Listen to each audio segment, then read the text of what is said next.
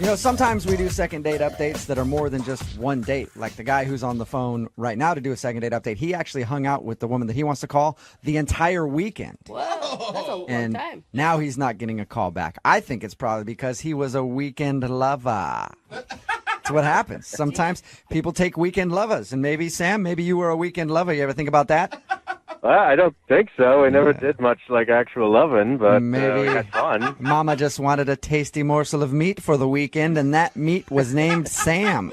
What are you talking about? We just wanted some orange candy for her son's baseball game or something. I don't know, but Wait, I don't think that's what was happening. Your weekend lover experience involved her son? Yeah, she's a single mom, but she's really, really pretty, and she's super fun. She's got great personality, too. I was really pleasantly surprised. How did you meet this single mommy?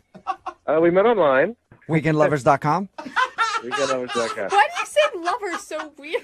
You really need to start that. Kind of the way you have to say it. I All like right. it. So you Hang met. out for a weekend and then don't call me back, ghostme.com. Yeah, All right. that's great. Oh. So wait, the first time you guys hung out, you met her son, and that didn't alarm you at all? Oh, no. We didn't. It wasn't the first time we hung out. The first time we did it actually kind of like the classic way. We went for drinks, and we had a lot of fun, but she had to leave early because she said, she had to go take care of her kid, and I was, it made total sense. But we had a lot of fun, so because we hadn't really spent a huge amount of time together that first night, I said, well, hey, why don't we go out to dinner tomorrow night, which was Saturday. Okay. So she said, okay, sure. And things went even better the second time, It was great. We were laughing. We were telling each other jokes, getting to know each other better. And the next day she says, well, hey, my son has a Little League baseball game. So I was like, cool. And she said, why don't you come? And I said, I'd love to. So You're like, boring. I only watch professional sports. Kids don't know how to play very well.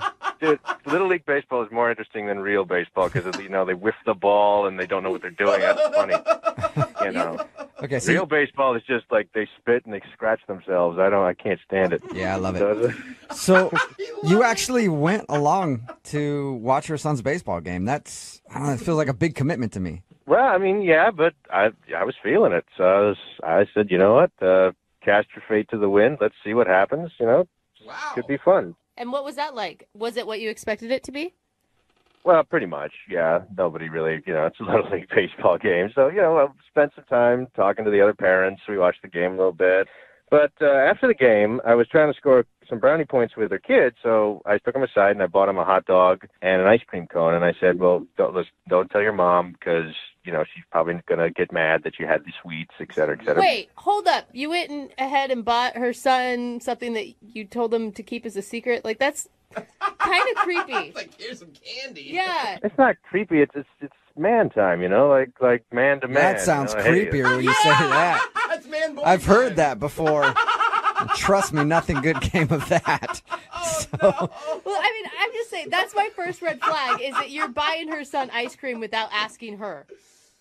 Well, he wanted it, and I was...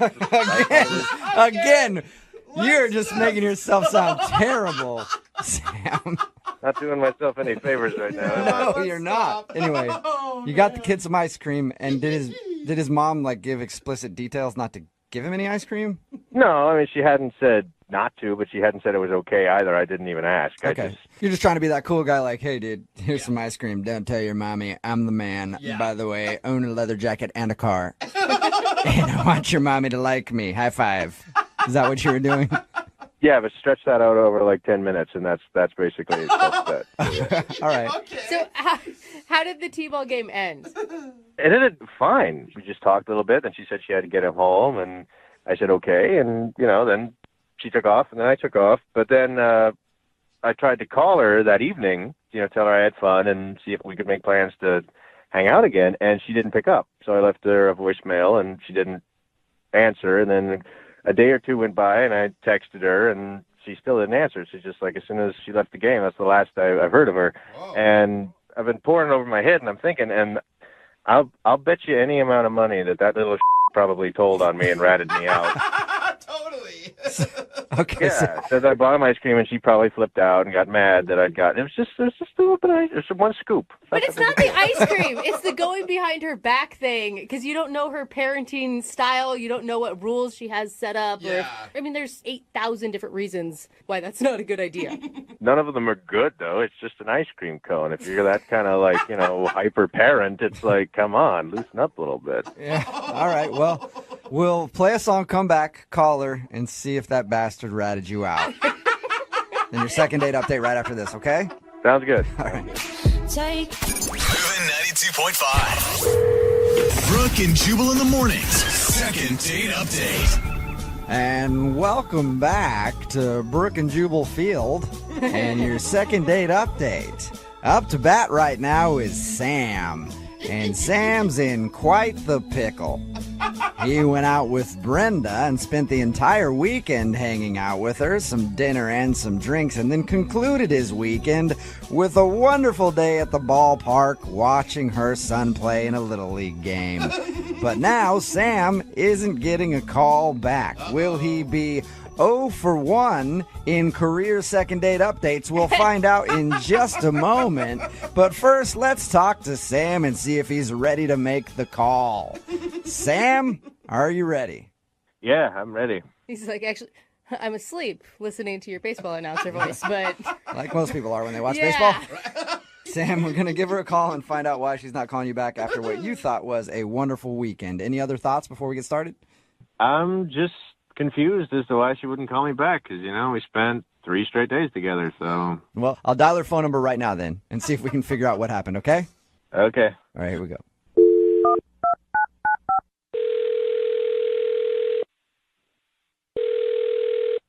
Hello, Hi, may I speak to Brenda, please? this is she. Hey, Brenda, how are you? This is Jubal from Brook and Jubal in the Morning. Okay, I'm fine. Who is this again? Jubal from Brook and Jubal in the Morning. It's a radio show. Oh, okay. Okay, obviously, Yeah. long-time listener. Appreciate that, Brenda. You're welcome. Yeah, thanks. Any idea why a radio show would be calling you? I don't know. Did I win something? No, you didn't. You actually went out on a date with one of our listeners, and now you're not calling him back, and he's wondering what happened. His name is Sam. Right. Right. And Right. Sam told us that you guys spent like a whole weekend together, but now you won't call him back. Well, I don't think I would call it a whole weekend. I mean, it wasn't like we were together every waking moment. That's a good point. But Okay. still. He said you did dinner, you did drinks. Yeah. Doesn't sound like it was a fun time for you. No. Yeah, well, I mean, it started off all right, but I Started off all right. That's usually how people like dates recapped. Did you just not enjoy hanging out with him? I was kind of into him the first night. He was nice. Nice enough for me to try again for dinner. Nice enough. Nice enough. Yeah. You're just showering this dude with compliments. I thought for sure you would have been like head over heels for this guy since you invited him to your son's t-ball game. Because that's a big leap. Yeah. How do you know he went to my kid's game? He told us all about it. Oh, he did? He told you everything? Yeah, he said that you guys went out on a Friday night, had some drinks, then dinner on Saturday, and then your son's baseball game on Sunday. Yeah. And he's confused because he thought you had a wonderful time each of those days. Well, something changed Sunday at the baseball game. Changed? Yeah, we're at the Little League game, having a nice time, and suddenly he kind of starts, talking trash about these little kids' sports skills. It's like he's ripping on the kids. It's understandable. Little League play is terrible. They're children! Yeah, I know. They're And little kids. Yeah.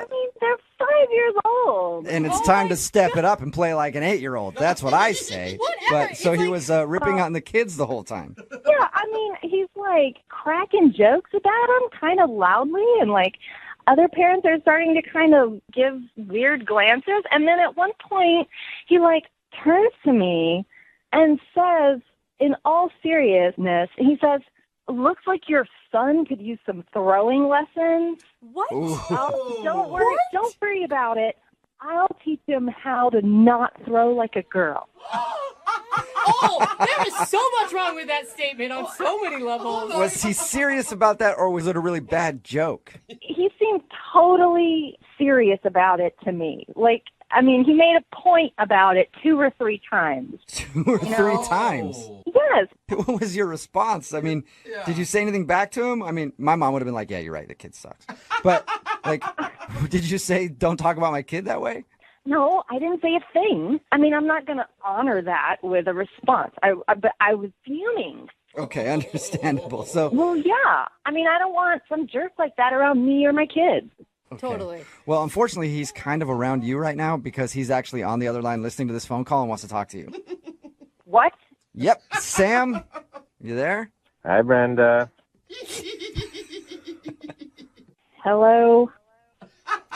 I guess we should probably have a little chat then, shouldn't we? Yeah. First of all, I don't know. just I don't want know to what else say, there is to say right now, Sam, except, maybe you'd like to apologize? let's just hang on, let me finish, all right? I just want to say, for the record, I was trying to help, all right?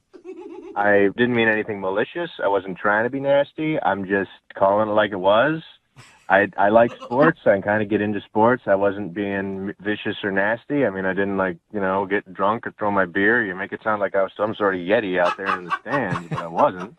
Not to my estimation, anyway. And yeah, I was trying to find a way to honestly kind of bond with your kid, and I thought maybe if we could play some baseball. I mean, because I know you've got your son, and your son's your top priority. So if I want to be with you, I have to get along with your son as well. That's a part of who you are.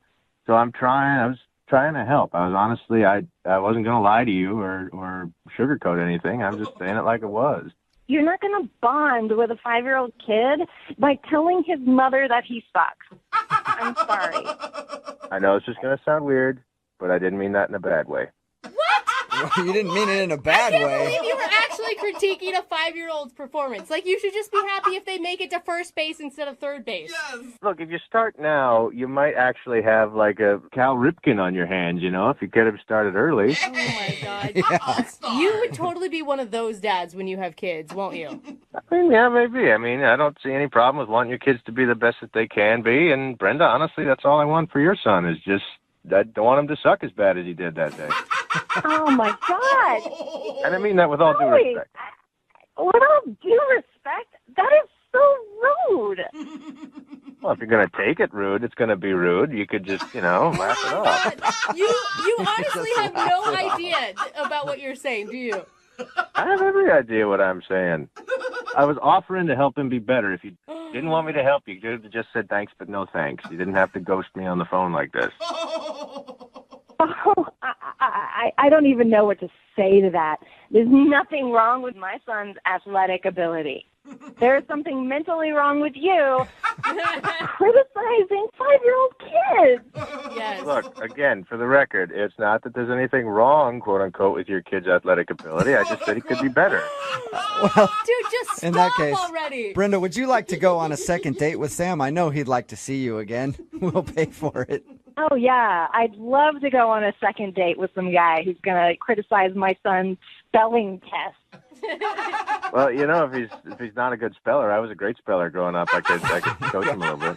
See, Brenda, Sam could coach your kid in all the ways of being a man. Best dad ever. He Yeah. is the worst. Super dad. Are you sure you don't want to go out with him? Yeah, I'm positive on this one, Yeah, guys. smart. Very smart. That's extremely disappointing. I guess we did find out that Sam is 0 for 1 in the date department. Just shows Sam that every time he criticizes a 5-year-old's throwing skills, he definitely doesn't get a date. Maybe next time he'll try to not do that. What do you think, Sam? Well, at least he didn't rat me out about the ice cream, so that's nice. Oh, yeah. Sam! Ice cream? What ice cream? Don't worry about it, Brenda. Thanks for your time. Brook and Jubal in the morning. Text in at 78592 says, I don't really support the guy ripping on the kid's baseball skills, but the kid probably did suck. Let's give him that. It's Brook and Jubal in the morning. That second date update you just heard was obviously taped while Brooke was still here. She's out on maternity leave, and Jackie is filling in. But this dude named Sam wanted to call a woman named Brenda. He was confused why she wasn't calling back after they spent like the whole weekend together, even went to her kid's Little League game. And Brenda wasn't calling him back because during the game, he just ripped on the kid the whole time. I was like, I can teach him how to throw like a boy if you want to. Yeah, that's kind of a turnoff, I mean, on a date, if he's already kind of being a bully, why would you go on another date with a bully? A bully and then stepping in as a father figure, like, I'll take care of this. You won't Teach be the kid how to overbearing throw. at all. We're only going to raise champions together, you and I, Brenda. So at the end of everything, she yelled at him and told him never to call her again. And he still didn't get it. He's still like, what? I was just trying to help. Kid sucks. I'm a nice guy. Yeah. He should just be a Little League coach and get all his aggressions out on other, Oh, no. And He then really should. keep it separate from his dating life. Remember, if you want to do a second date update, all you have to do is email the show and we will call the person that didn't call you back. Moving 92.5. Moving 92.5. Brooke and Jubal's second date update. I would start off by saying today's second date update is going to be a little different, but we've actually done this a few times. One of them has worked out. The other one didn't work out very well. But James is on the phone with us right now, and he wants us to call a girl that doesn't live in the state. Hey, James, a 50-50 chance is better than any other chance we've ever given on second date update. So you're already doing good. Good, I'll take it. James wants us to call a girl that lives in San Diego, apparently. James, how did you meet her, first of all? What's her name? Her name is Cammie. Cammie, okay. How did you meet Cammie? I met her at a club, actually. At a club, all right. So it was one of those situations like you're on one side of the dance floor, she's on the other side of the dance floor, you locked eyes and then met in the middle and danced it out. It was kind of like that. It was. All right. Maybe that sounds corny, but that's sort of what happened. I saw her across the room. She was with this bachelorette party, and Oh, okay. So they were already There it drawing a is. lot of attention to themselves. Right? yeah, I guess so. And usually if a girl, like her friend is getting married, she's in that sort of like vulnerable state, like, I want to meet somebody. Yeah. That's what you were thinking. You're like, all right, Yeah. perfect time Sounds to great. pounce. Were you guys pretty drunk when you met, or did you feel like she'll remember you if we do, in fact, get a hold of her? Yeah, she'll remember me. I mean, we've been talking a little bit. Absolutely. Yeah, I was going to say this is kind of different because you're not technically being blown off by Cammie. It's more of that you live here and she lives in San Diego. Yeah, that's definitely, a big part of it. Have you talked to her about any of that at all and let her know that you want to date her regardless of where she lives? We did kind of get into that at the end of the night. I was just like, listen, this is a real connection. I feel something here. I hope you feel something here. Did you guys, make out at the dance club, too? I did, after a while, kind of go in for it, and she sort of stopped me, and she said, hey, this is fun, but I'm not from here. I'm only in town for this bachelorette party. I don't know if this is a good idea, but I was persistent and persuasive, I think, and we did end up kissing. We did end up making out a little bit. Never give up. Never Just shows you kids, you can do anything you dream. Yeah, that's right. Okay, so you guys did kiss a little bit, so at least she's interested in you physically. And what has she said about long-distance relationships, or have you just not broached that topic at all? We haven't talked about it too explicitly. I don't want to scare her off. I just want to show her that this is something I'm ready for and something I'm open to. So having us bring it up is not going to scare her off. Yeah, who knows? I mean, if you guys have talked a little bit, have you straight up said, I want to come see you in San Diego? I did. That's kind of the last thing we talked about. I said, hey, I want to come out. I want to see you. That is really intense. Is that something you said at the club, or did you go back to your place? That was at the club, but it was after we had been talking for a while and, really hitting it off.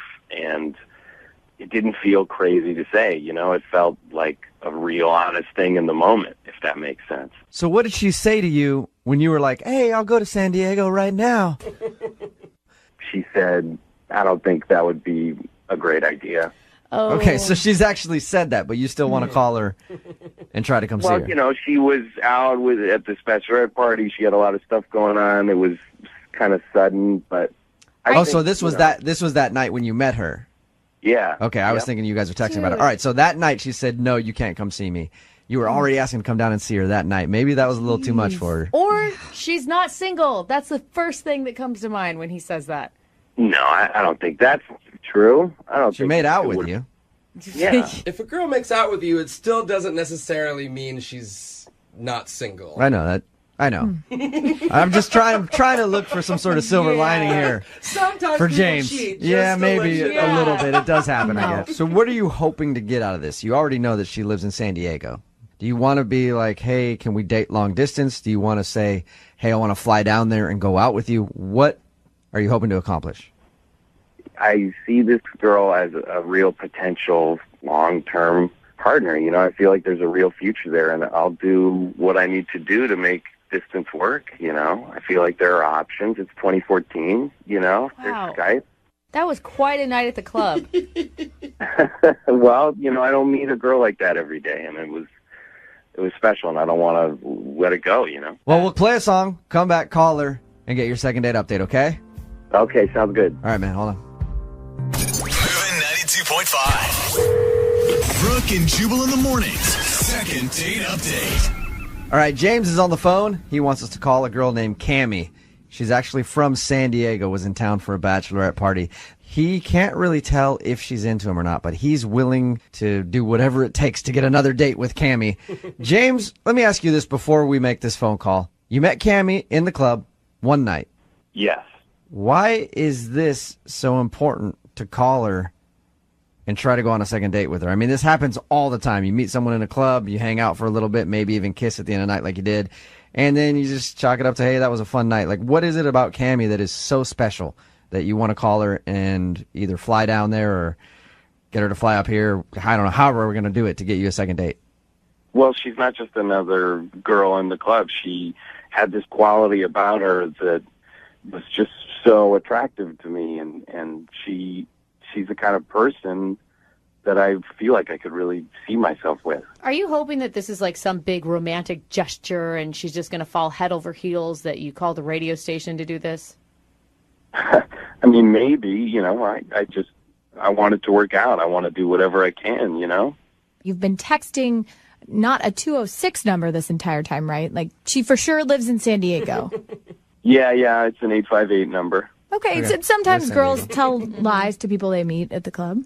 Yeah, I know. I just can't get this girl out of my head, and I really appreciate you guys making this call for me. All right. And just to make sure, she was at a bachelorette party when you met her. She wasn't the bride, right? She was one of the other girls? No. Okay, we never asked that because if she was getting married, that could be a problem for you. I'm not sure. Yeah, though. maybe. All right. Well, I'm going to dial the phone number right now, see if we can get her on the phone, and then ask her for a second date or A date. anything. Yeah. Yeah. All right. You ready? Oh, God. Yeah.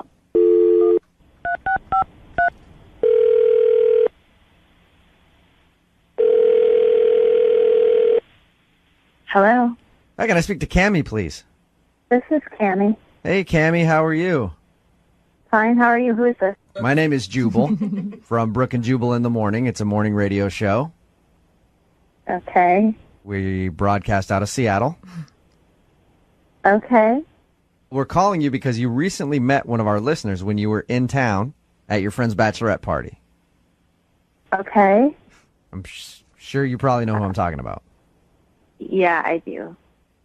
James talked to us about the night that he met you. Nothing but great things to say.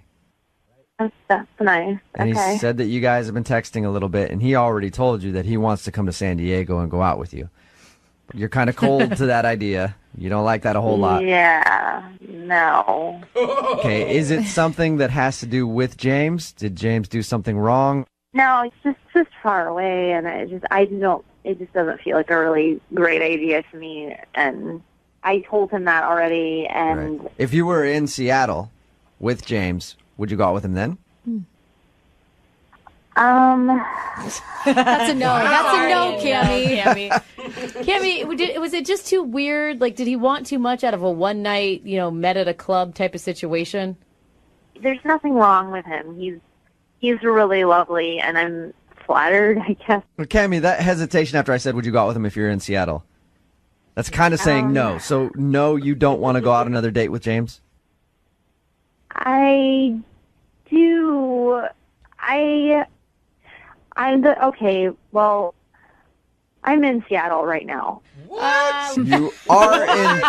You're in Seattle. Yeah. Yeah, I don't live in San Diego. I live in Seattle. I just said that because I sort of panicked and I didn't know what to do, and I felt like it's complicated. And What do you mean by complicated, though? Why did you tell him that? I was living in San Diego, and I moved up here not that long ago from San Diego. So it's not a complete lie. It's just not a current truth. It's not a total lie. Okay, so why lie to him, though, instead of just saying, no, I don't want to go out with you. I don't want you to have my phone number. Or I'm just not interested. Like, it's not that hard to say because that. It's not just that I'm not interested. I am interested. I think he's really lovely. If we had met even, 2 months ago, I would have said yes. Do you have a boyfriend? So I have a daughter, and she's 2. Okay. And I just recently, the reason I moved back to Seattle is I moved back in with her father. Oh my God! And All I right. called that one. Are you guys? Oh, you're in a relationship and you're in Seattle. Is that pretty much a recap of it? You're a whole different person. You're getting back with the father of your child? Yeah, but it's something that I'm doing because I think that it's the best thing for my daughter, and I'm not sure yet if it's actually the best thing for me, and I think that's why that happened in the club that night. I think that So you're not officially back with your baby's daddy? We're trying it out, and we feel like it's nice for our daughter to not have to be shuffled back and forth between 2 houses, between 2 cities, so we're trying it. But you're obviously not completely sold on the idea if you are this hesitant about even admitting that you're back with him. No, I guess I'm... Okay. Well, then maybe we can get James to convince you to go out on a date. This is the most Because Cammie, James is actually on the other line right now listening. Oh my God. And heard what you just said. Hi, Cammie. Hi. I'm shocked that you live here. I know. I just couldn't really deal with the situation very well, and it felt easier to just not be here, to say I was in San Diego. I'm also pretty surprised to find out that you are in a relationship and have a child. Yeah, lots of things that you learned today, James. Obviously, I'm a little thrown for a loop and a little, taken aback, but that doesn't mean that I'm not still totally attracted to Cammie. It doesn't mean I'm not still interested in you. That's impressive. I understand. What? That's impressive, James. He said attracted, so maybe Cammie is just really Maybe hot. she is from San Diego. Cammie, would the father of your baby think that you're cheating on him if he heard any of this? It would not really be helpful in the time that we're here trying to give this a go. So, no, this would not be good. I'm just impressed that James still wants, Cammie, no offense. I don't know you at all. From what James tells us, you're a great person. You sound nice to me. But if I had found out all this stuff about you, I'd been off the phone already. Like a long time ago. But James, you still want to go out with Cammie? You know what? Yeah, I do. But I do. Wow, that's a lot to be dishonest about up front. why? Everything she told you wasn't true about who she is. Look, obviously she has a lot of stuff going on in her personal life, and that's not something she's going to tell me right away. She can't tell me all of that stuff right away. Yeah, don't come over to my house because my baby father kind of boyfriend is there. And baby. Yeah. Sure, but I know that she was dishonest with me, but frankly, I'm willing to give her a pass if she'll be honest with me from now on. Well, I think then I have to honestly tell you I'm not available. I can't right now. Cammie, what if I pay for it? What if I pay for it? No, Cammie, you're doing the right hey, thing, Cammie. give me a second, please. Let Cammie answer. Oh, Cammie, I would love to pay for you to go out on a second date with James or a first date. Yeah, we didn't really go on a first date. Yeah, first date. You can tell him all about yourself, who you really are. the relationship you're in. Yeah, you can talk about everything. We'll pay for it. Will you go out with James one more time? no, I can't. It's already gone way beyond what I ever intended for it to be. All right. If I was in a different season or time in my life, I would absolutely go on a coffee date or a So, camp. in the off chance that your current situation doesn't work out and you break up with the father of your kid, you'll go out with James again? You'll keep his number and maybe get a hold of him? Yeah, I mean, I guess I'll call you guys and then. Cammie, before you go, I just want to say that I think you're an incredible person, and I will wait for you. You'll What? You're gonna wait and see what happens. I'm gonna wait. In I'm hopes. gonna wait. How Wow, long? Cammie, how do you feel about that? He said that he's gonna wait and see what happens in your current relationship so that he can possibly go out with you. I do not think that's a good idea. No, come on. Well, it's what I'm going to do. James, Man. We'll see how it works. Good luck, But James. I believe in it. Cammie, since you won't go out with James again because you're currently living and trying to get back together with your baby's daddy, can James at least babysit from time to time so he can see you when you guys have a date night or something? Brook and Jubal in the morning. Moving 92.5. Brook and Jubal's second date update. Some people call to do a second date update to find the person they want to be tied down to for the rest of their life. Yeah. While others want to do a second date update just to get in touch with the person they want to tie down for an evening. Whoa. And that's the kind of second date update we have today. Todd is on the phone. Apparently he met a woman named Gina, and she's not calling him back. He doesn't want a long-term thing, but he does want to see if he can get one more date to try to get some action. What? So no wonder she's not calling you back. What's up, Todd? Hey, guys, how's it going? Pretty good. So you really don't want a relationship with the girl that you want to call today, but you do want to try to hook up with her? Is that what I got from your email? Yeah, I mean, sure, that'd be nice, but I'm more curious kind of what the hell happened after I hung out with her. Okay. And before we get too far into this, she wasn't looking for a relationship either, right? Well, we actually only hung out one night at a bar, so we didn't really get to that part of the conversation. All right. Okay. Well, how did you meet her? Well, we met at the bar where we were hanging out at. Oh, okay. so- So that's it. That's So you met her just one night. You didn't actually have like an official date. No official date. I tried to do an official date, but she was not returning my calls. Okay.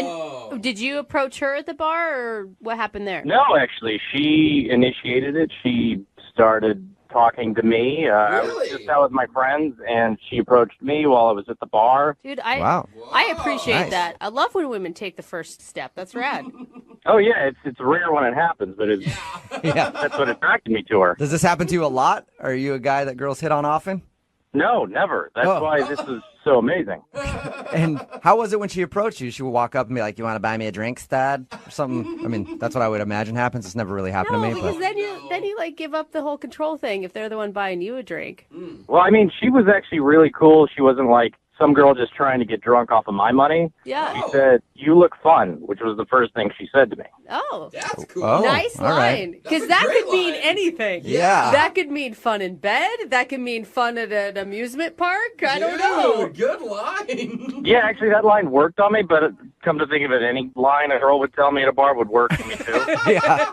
Hey, sir, could you move out of my way? Absolutely, I'll buy you a drink. No, that's not what I'm saying. Did you hang out with her all evening? Pretty much, yeah. We were talking all evening. She thought I was really funny, which was nice and rare, so we... Rare. I was hanging out with her while my buddies just sort of kept drinking. I get why you want to do a second date update now. This is a very rare evening for you. A woman hit on you for once, and then she also thought you were funny. Whoa. Yeah, actually, and she also said I was young and energetic. Well, that sounds positive. I like that. I don't know. It sounds like she That was was- actually looking for you to spend some time in the bedroom. Like, you look like you're bendy. You look spry. It's kind of a weird thing to say, though. Was she a lot older than you? She's a little older, yes. I didn't get her age, but I could tell she was a little older than me. Okay. Like- So, like cougar older? Could be, yeah. I mean, it was dark, and I was drinking, so Yeah. I could very well be that. I hope not too old, but Okay. I So could tell she was older. she was older. She wasn't like 22 years old. No, not at all. But, I'll tell you, I like women with experience. That's always Yeah. nice. Yeah. Well, and plus, there's no question about her intentions. If you're an older woman, you know what you want, and you go straight for it, man. Clock's running out. You got to get it in while you can. Yeah, that's kind of also what sort of drove me to, want to hang out with her again, really. I can totally see this. So wait, how did the night end? So she actually gave me her phone number and said, let's get together sometime soon so we can have a lot of fun. Oh, All right. Man. A lot of fun. she is sassy. Yeah. Did you guys make out or anything? We made out a little bit. I was, at that point, it was like closing time, so I was pretty gone, but Okay. Last call. some stuff happened, yeah. So a little bit of stuff happened there, and it sounds like she wants a lot of bit of stuff to happen later. You would think that, but that's why I'm wondering what the hell happened. 'Cause she's not returning any of my messages. And what do you say to her in your messages? I mean, the first message I left, I said, hey, this is Todd, and I'm ready to have some fun. Is that right? I like that. And you haven't heard anything back from the messages that you've left her? I haven't heard anything back, not any, and I've left her a few, so I don't know what's up. Okay. Maybe she's just been busy. I feel like a woman like this has many young, spry gentlemen in waiting. That's okay. I mean, just call me back and let me know. Nice. Cool. Well, we'll play a song, come back, and then we'll call her and get your second date update, all right? Cool, thanks, guys. Yeah, man, hang on. Moving 92.5. Brooke and Jubal in the mornings. Second date update. Right in the middle of a second date update, and if you're just joining us, Todd is on the phone, and Todd is a victim of a cougar attack. That's right. That's the weakest cougar I've ever heard.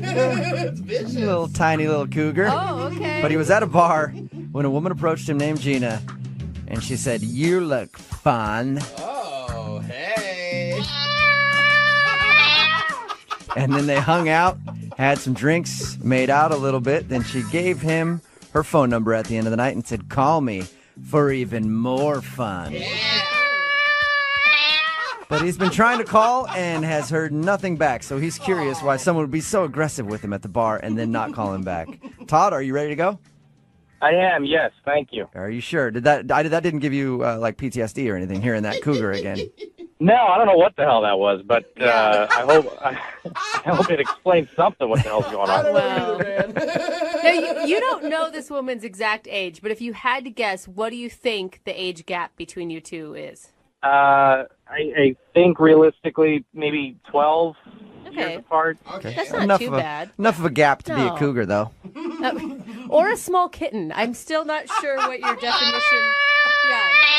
That's like Todd's just little catnip at this point. All right, Catnip, are you ready to make the phone call? Yeah, please, let's do it. All right, here we go.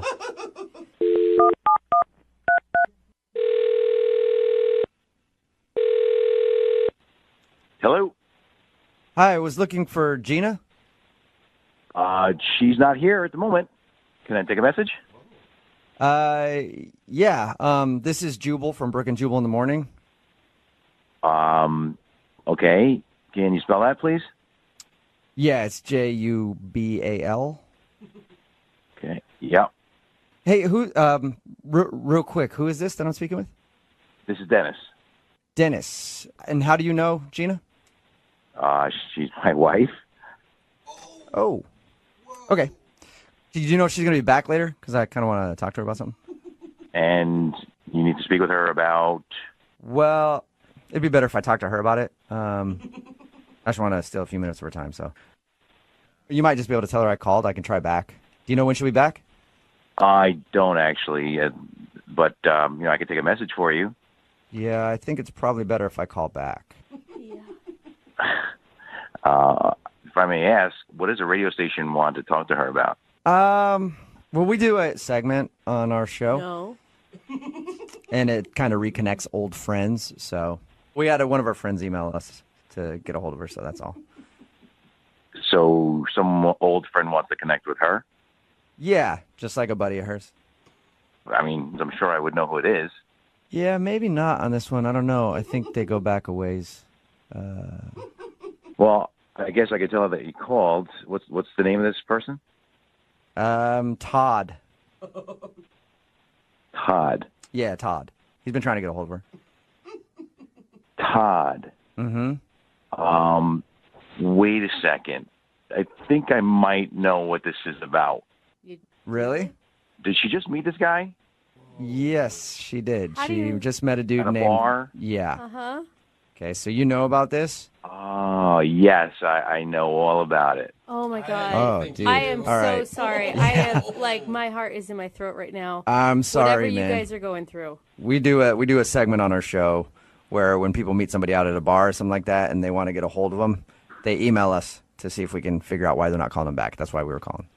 You know what? Just let them know that we haven't had a chance to call them yet. What? Yeah, no, just tell them that. Wait, can you repeat yourself one more time? Just let him know that she's been away. She's been, out the past week, and we haven't gotten the chance to, to contact him yet. Can I ask you a question? Yeah. Are you sure you know what's going on here? Oh, yeah. What do you think is going on then? Gina hit it off with him, I think, at a bar the other night. What? Okay, And, so you do know what's going on.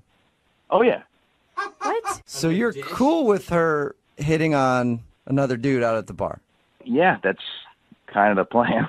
The plan? Plan? Oh, it's Well- just dawning on me. I don't know what's going on. Okay, so Wait. this Yeah, is no, okay. This is all okay with you. Yes, it's very okay with me. So you guys are in, like, an open relationship or something. What is going on right now? What?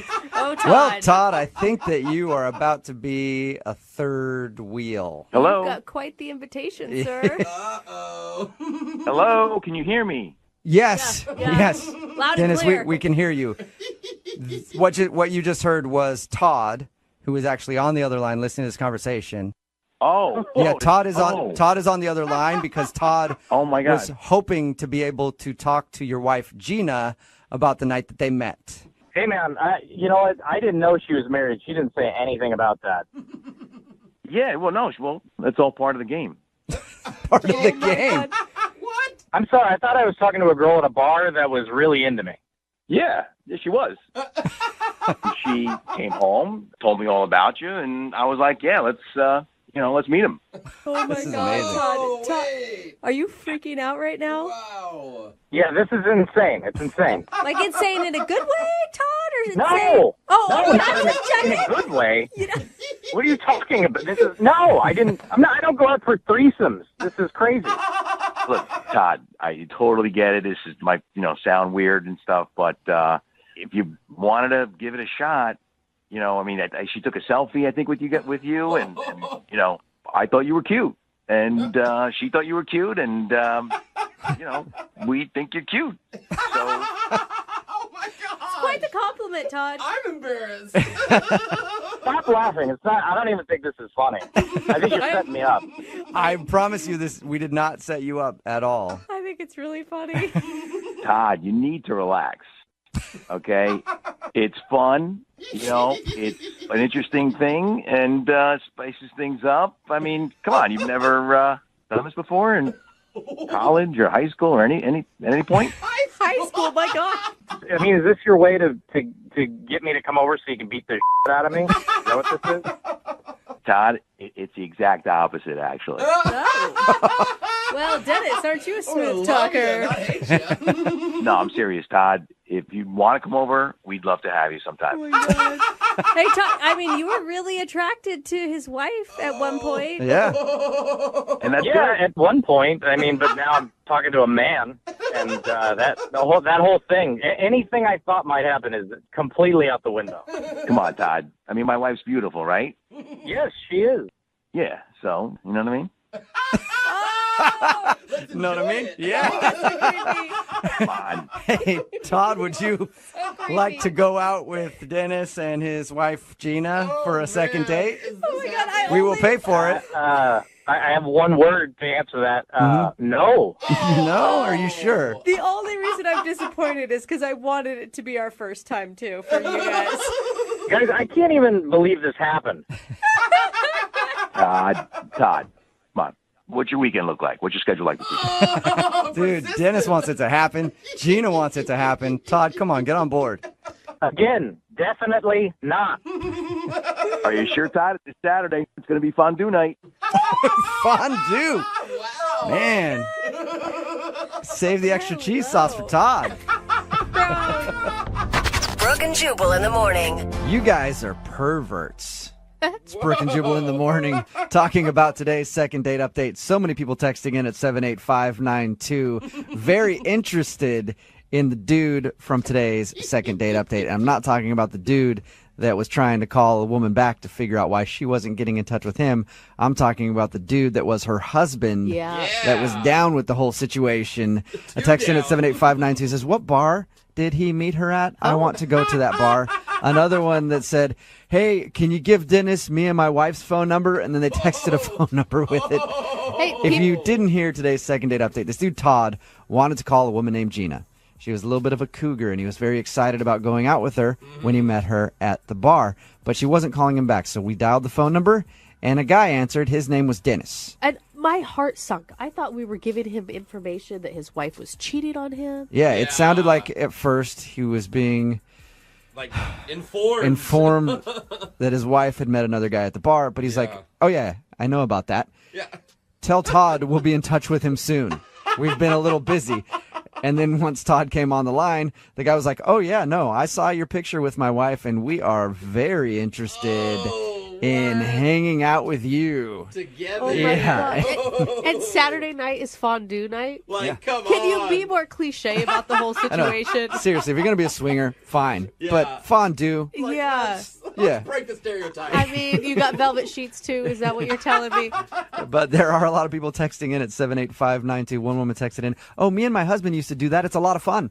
Really? So Wow. There's a lot of people really interested in meeting the couple from today's second date update. I'm sorry I can't connect you guys, but I'm sure you might know where you can find them. I can't believe how many people think that Todd overreacted. Yeah. I know. They're like, I was what, Todd, get the stick out of your bum. Everybody's like, I mean, Todd needs to loosen up and have fun.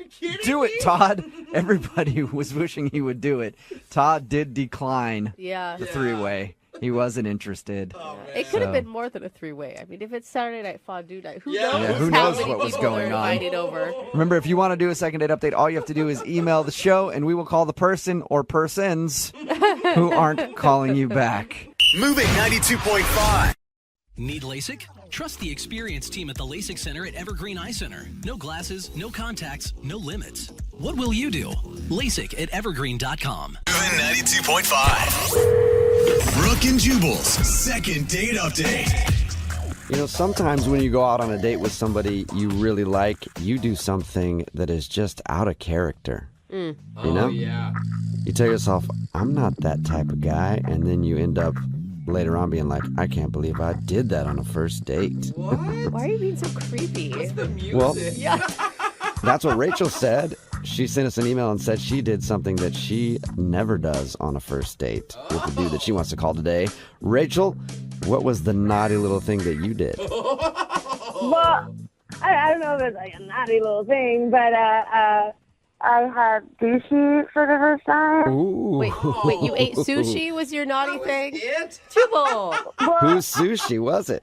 I guess the naughty part, I don't know if you want like the long or the short version of this, but it wasn't my most graceful moment. Oh. Okay. So you've never had sushi before. You had it for the first time on this date. Right, yeah. So Okay. I meet this guy at a bowling alley. Friends of mine are having a birthday Hold party. on, let me stop you right there. You didn't eat sushi at a bowling alley, did you? Yeah, that would be a really bad mistake. Okay. That is Whoa. risky. Oh, no. Yeah. Yeah, I was gonna say that is super risky. No.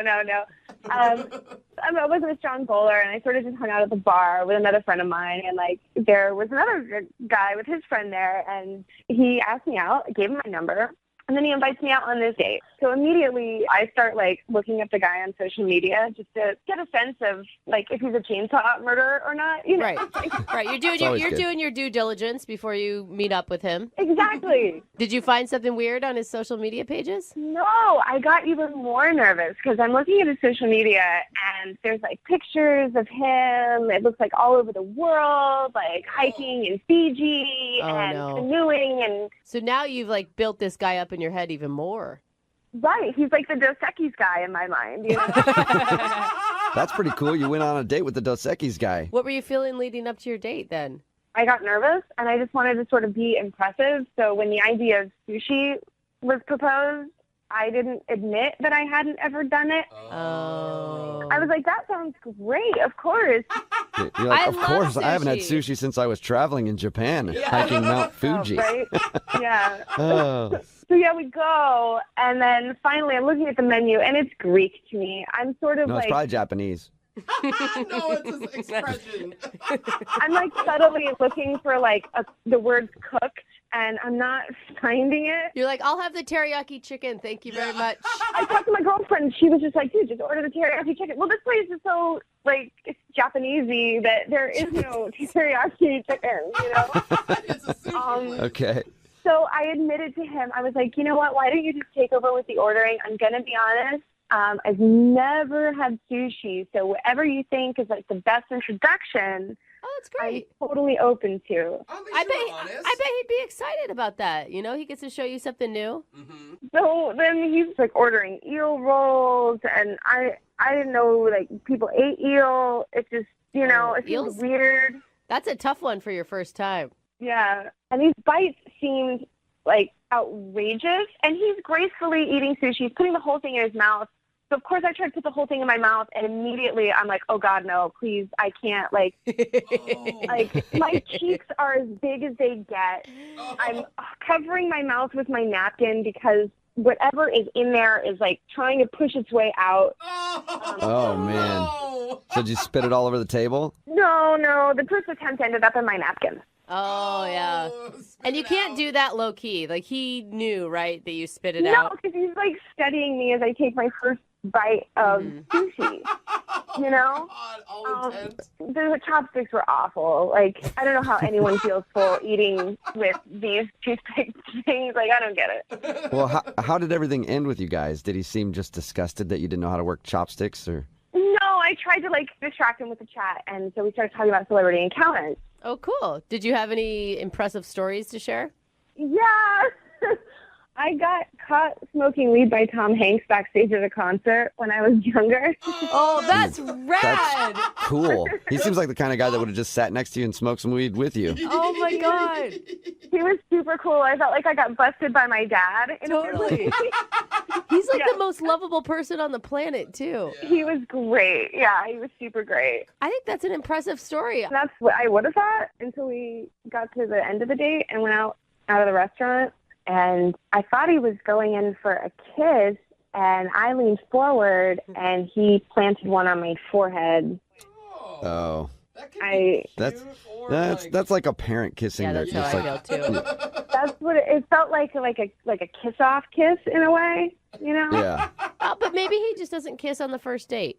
You know, I thought maybe he just wasn't attracted to me and, all of this stuff. But then why did he ask me out, So I said, I was like, I had a great time, and I'd really love to do this again. Yeah. And he said, sure. Hey! Oh, okay. So you got a kiss on the forehead and a sure. Sure. Is still a yes, though. Yeah, that's It usually not a depends. good sign. Yeah, you got to think of like, is it like sure, like excited, or like yeah, sure? It was like it was the equivalent of the kiss on the forehead. Okay. Yeah. Yeah. So there was sure. some reason that he was already planning on blowing you off. I don't know what the nail in the coffin was because now I'm looking at it and I was just like, oh my God, was it all of it? What was it? We'll find out. We'll play a song, come back, and then call him and get your second date update, all right? Cool, thank you. Okay, hang on. Moving 92.5. Brooke and Jubal in the mornings. Second date update. Right in the middle of a second date update, and if you're just joining us, Rachel is on the phone, and Rachel hates sushi. And probably all fish now, because sushi may have ruined her date. If you didn't hear the first part, Rachel met a dude that she really likes, and they went out for sushi. She's never had sushi before, and it didn't go very well. She ended up spitting some of it out. I'm just going to say, I think it's really lame if this is the reason he's not calling you back. Because you tried something new. I think it should say that you're an adventurous person for even giving it a go. Well, thank you, Brooke. I'll take it. You're welcome. Yeah. Hopefully he feels the same way. Maybe he doesn't. He's like, no. I only date sushi connoisseurs. We'll find out. Let's dial the phone number right now. Here we go. Cool.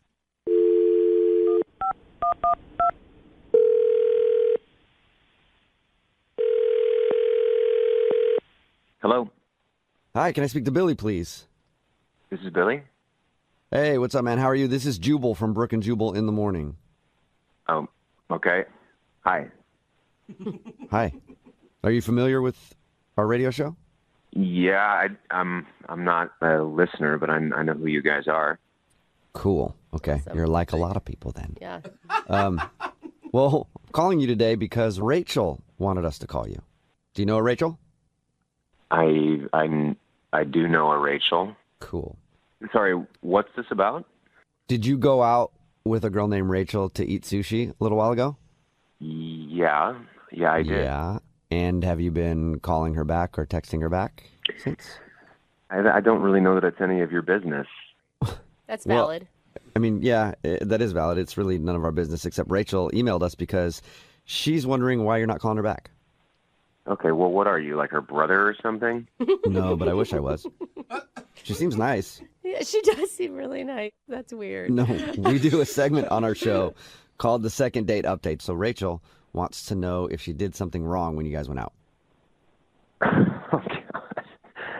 Oh, God. Okay. She said really nice things about you. She thought you were really awesome and that maybe she's the one that screwed everything up. Well, what all did she tell you exactly? Well, she told us that you guys went out to sushi and she has never eaten sushi before. And she thought she might have embarrassed herself because she ended up spitting out some of her food and couldn't use the chopsticks. And then she told us at the end of the date, you kissed her on the forehead and she asked if you guys could go out again. You said, sure. And then that was it. Yeah. I mean, I don't know. The sushi thing, like, it was just a awkward situation to begin with, but I don't know. At the end of the day, I just, after having gotten to meet her and get to know her a little bit, I just didn't really think that she's the type of girl that I'd really want to date. The type of girl. Like anti-sushi girl or more than that? No. What all did she tell you exactly? That's pretty much it. Yeah. Okay. It sounds like something crazy happened that she's leaving out. No, nothing crazy happened. It's just like we had sushi. It was like awkward and weird, but we got through it, and we ended up like exchanging, celebrity encounter stories. Oh yeah, she did tell us that. Oh, she told us I forgot about that. She told us the story about her getting caught smoking weed by Tom Hanks. And you don't like that? No, I don't know. I actually thought that was cute. She told me that, and then she also told me about another encounter that she had with a hugely famous person that, I don't know, it just kind of unsettled me a little bit. What was it? Did she get caught smoking weed by Guy Fieri, too? That is unsettling. You guys are hilarious. Sounds like we're killing you over there, so thank you for the compliment. You are, kind of. Okay. In a bad way. So whatever her story was, you didn't like it? No, it kind of freaked me out a little bit. She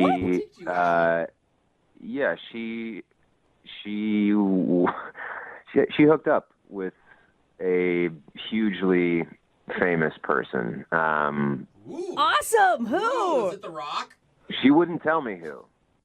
She told me that she went to this person's concert, like, the mid-2000s, some R&B performer, really popular at the time. She was telling me all this stuff, but she wouldn't tell me who he was, and she ended up hooking up with him. So, wondering, A, why is she not telling me who he is? And B, mid-2000s, R&B performer, hugely popular, who else am I going to think? She's talking about Usher, right? That's who I thought immediately. That was the first Yeah. person that came to mind. I'm like, she's the confession. That's what I was thinking, yeah. I was thinking Usher or Keith Sweat. Either one is pretty cool. Keith Sweat. Yeah, for one thing, I'm not really interested in dating someone who sleeps with pop stars, but for another thing, everything that's come out about Usher in the news lately, I'm not really interested in rolling myself into an STD, if you know what I mean. Why not? They can be fun, dude. They can be fun. Hold on, all of you right now. She tells you that she hooks up with a major celebrity. You assume it's Usher, and then because he apparently has herpes, you think that she has it. That sounds like pretty good math. That is a huge leap, man. It does kind of make sense. That is like jumping off a cliff. You are giving her an STD and you know no actual factual information. Okay, the fact that she gave me was that she slept with a hugely popular R&B star in the mid-2000s So It can only be Usher. No, you guys, there's other Who else big was stars. there? You guys don't know. who is that? Oh, that's Rachel. She's on the other line listening and wants to talk to you. Yeah, this is. First of all, I never said who it was. So for you to assume that you know and then make more assumptions. Okay, well, why didn't you tell me who it was? Because it's none of your business. You're the one that brought it up. Well, because we were talking about celebrity encounters, but it's not like. How much fun is It a was- game of celebrity encounters if you don't say who the celebrity was? That's true. I hooked up with a famous person once. Not going to tell you who. I'm really aghast that you presume to know who it was, and by that think that you know my health. Like, get out of here, honestly. I will say sometimes I have heard that some people have to sign non-disclosure agreements before they actually do the deed with super famous people. Look, I never said that I did the deed. I said I hooked up. That could mean kissing. That could mean whatever. See, you're assuming too, Brooke. Well, I just assume hook up is the same as, getting it really on. Well, maybe you're a little more fast than me. That is probably true, Rachel. Yeah. Well, I think if you're kissing Usher, it's only leading to one place. Like, how do you walk away from that and not do it, even though he has herpes? Whatever. She never said it's Usher. I never, ever said it was Usher. Okay, fine. So who is it then? Tell us. Like, if it's not a big deal, if you only hooked up and kissed this person, who is it? R. Kelly? No. Is it Neo? Oh, Neo. No. Neo is What? sexy. No, I'm not going to play the guessing game. It was a funny story. I thought it was a funny story of me being a stupid kid, and now it's just become like a Guess Who episode and assumptions about like how fast I am. I think more than anything, people just want to know who it is because none of us have ever kissed or whatever with a celebrity. Well, you should be more charming. Rachel, A lot of people wait. have said that to me over the years, and I agree with you completely. Why can't you just say who it is, though? Leave Rachel alone. She doesn't want to say who it is, okay? Thank you. It has nothing to do with whether or not she has an STD. He made a huge assumption off of no knowledge, and that's not fair to her. Okay, Thank you. fine. Fair enough. But I will assume that she has STDs.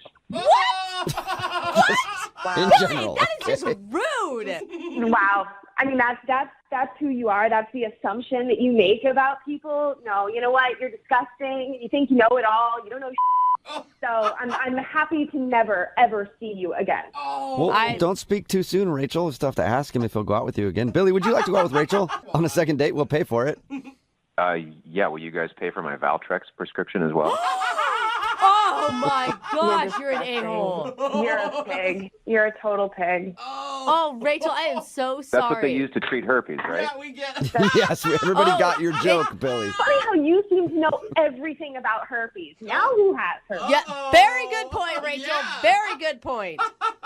You could make this so easy if you just told us who the celebrity was. Like, you really got None of yourself your into this business. And it's situation, obvious that if Rachel. we ever were to go out again, you would never let this go. So I'm not interested at all. Oh, my gosh. Man. That was- Okay. Well, sorry, Rachel. Definitely not a successful second date. No. And look, we all respect your privacy here. You don't have to tell anybody who it is. But if you do want to text me privately later, I'd be interested. Stop it. Just stop it. Brooke and Jubal in the morning. 92.5. Brooke and Jubal's second date update. I think Jose Bolaños will back me up on this. The best way to ask a girl out is to stalk her Facebook profile, just randomly, then friend request her, Yes. and then ask her out. Yes, that way Right? she knows you're paying attention to her. Oh, works that's for, what it is. It works for Jose. Yeah, It because does. he's single and alone. Yeah, but he gets dates. Yeah, that never call him back again. Yeah, but I still get dates. Yeah, He's making a he point. Still gets dates. That's what David did, right, David? Yeah, I mean, it wasn't that big of a deal, I don't think, but David, He doesn't even want to be compared Yeah, to he's Jose. like, no, I did not do that. Your email that you sent us says that you found this girl online on Facebook, and just kind of randomly. We're looking through her picture gallery, weird. then decided to friend her and ask her out. yeah, I mean, doesn't everyone do that? I mean, No. that's like, Seriously. see if a chick's hot, right? I mean, I don't know. Can a girl tell if you're looking at her photos and stuff? No, No. not at all. Yeah, so what's the big deal? Just That's why it's okay. if you like one from 2 years ago, it Yeah. might be a little suspicious. But I mean, I know I'm out of the singles game, but Lydia, would you honestly say yes to a random dude on Facebook? no, I'm a little too scared after Catfish came out. Thank you. David, tell us about Mandy. So I started checking photos out of her, like she was smoking hot, like her body's unreal. And then so then I just friend requested her, and then I was kind of just waiting for my right time to like swing on in and take her out on the date or something, and it just happened like a week or two ago, actually. So tell us about the actual date. Oh, the date was sick. I mean, sick. So I picked her up, and we went to this bar that's across the street from that sweet ass aquarium. It's actually the first time I took a chick to an aquarium. The aquarium is actually a really cute date. I wouldn't call it sick or a sweet ass aquarium. That place is But pretty sweet. I like that place. Right? It's sick. Yeah. Like, who doesn't want See? an aquarium? It's a sweet ass aquarium. What was the highlight of I the don't know what aquarium? you're not getting here, Brooke. What was that? So they have, like, you know, the part with the they have like the sea otters and stuff, you know, and like they have the octopus exhibit and stuff, like octopuses or octopi, I don't know. It's octopuses. It's octopuses. No, it's not. Yeah, it is. Actually, Positive. Octopuses sound weird. I don't know. It just sounds weird. I think it's just octopus. But yeah, I don't know. It's like it was sick, and just like I don't know. I like being underwater and stuff, and I don't know. It was nice to be sedated too. I didn't get to get drunk before I went to the aquarium in elementary school. You know, something I always kind of wanted to do. You were drunk. Not like uber drunk. Oh. It was awesome. She obviously seemed really into this too. Yeah, I mean, I thought so. I mean, she was having a great old time. We're giggling and laughing, you know, or yeah. I mean, it was a great time. It was one of the chillest, most awesome dates I've ever had, honestly. So what did Brooke, you do? You can't make fun of the way he Yeah, talks seriously. because of anybody At in least- this room. He's What are used you current talking words, about? at Yeah. least. He Words that hasn't- are still relevant in 2013. Chillest is not a current word. He just made chillest up. I've never heard that before in my life. But the other ones I've heard before. At least he's not going to, we raise the roof until, you know. Listen. So Okay, I do say that still, and don't judge me, all right? It's often praised. how'd your date end? It could have ended better, I guess. She didn't want to get another drink, unfortunately. I was seeing if she wanted to grab a few more, but yeah, and then she gave me this like whack ass side hug and then like left. Man, a whack ass side hug. David, I mean, like, it was a first date, and I'm hoping she's just kind of a quiet girl. That's what she seemed like, and okay. since that evening, I've texted her and called her a bunch of times. She messaged me back once just saying that she was busy and she'd hit me up later, and of course she never did. David, do you do a lot of listening on your date or just mostly talking? I get excited easily. So Okay. I guess sometimes I can get carried away with my condos because I just kind of start yapping. But like I'm older now, I realize this is my habit. So Yeah. David I'm a sounds good like listener. I listened a lot. I learned so much about her. It was sick. Yeah. David sounds like every guy I've ever dated, which really worries me. All right, David. Oh, yeah, David. You're gonna call. We're We're gonna. to say is that I'm assuming you're talking a little snack right there. But what's Yeah. wrong with that? Like I don't know. I like to do sports and stuff. Like she didn't really get that. Okay, David. But I mean, I dig David? animals. All I right. like animals, you know, hence the aquarium. I tried to like make it work, you know. I did everything I possibly David. could. Okay, David. We're gonna play a song. Come back and get your second date update. All right? Sounds like a plan. Okay, just hang on. Moving 92.5. Brooke and Jubal in the mornings. Second date update. Remember, if you want a second date update, all you have to do is email us, brookandjubal@moving925.com. We will call the person who didn't call you back like we're about to do for Dave. Dave emailed us about Mandy. He stalked her on Facebook. She agreed to a date with him. He went out for some drinks and took her to the aquarium and got an awkward side hug at the end of the No, evening. I believe that was a whack-ass side hug. whack-ass side hug, I mean, yeah. I just want you to get it correct. That's how his date ended. He hasn't heard from her in a week or so. David, I was just looking over your email. You tried to buy her a gift at the gift shop? Yeah, totally. So she could, you know, like have a little memory of the awesome like aquarium time we had. I don't know. That's nice. Cute. That's awesome. Yeah, what were you trying to buy her? Oh, one of those like cute little like stuffed animal sea otter things. You know, like who doesn't like a sea otter? They're so freaking cute. What? Why? Agree. I agree, David. Why didn't you get it for her?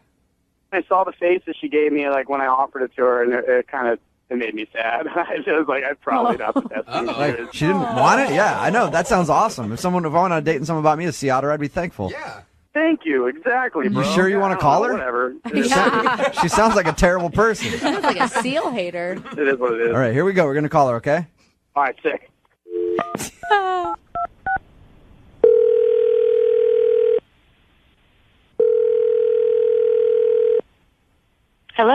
Hey, can I speak to Mandy, please? This is she. Mandy, this is the Seattle Aquarium calling. You recently visited our lovely establishment? Yeah. Why are you calling? Well, we're missing a sea otter from the gift shop and wondering if you might be the culprit. What? This is actually Jubal from Brook Jubal in the Morning on Moving 92.5. How are you? I'm fine. What's going on? I like how they went from weird to weird again. Yeah. What's going on is you recently went on a date with a guy named David to the Seattle Aquarium, right? Yes. And David wants to go out with you again. He liked you a lot, but he's wondering why you won't answer his phone calls. Okay. Is there any particular reason why you don't want to see David again? Well, Todd came across as D-bag to me and seems to talk a lot. Yes. Oh, he talks so much, and he has so much energy, but he seems like, he's sincere. He has good intentions. Well, not so much on the date. What were some of the highlights or lowlights of the date? I'm wondering what a date with David is like. Sick, raw. He bought me shots. Yeah. On a first date, and I thought, why is he trying to liquor me up? Wait,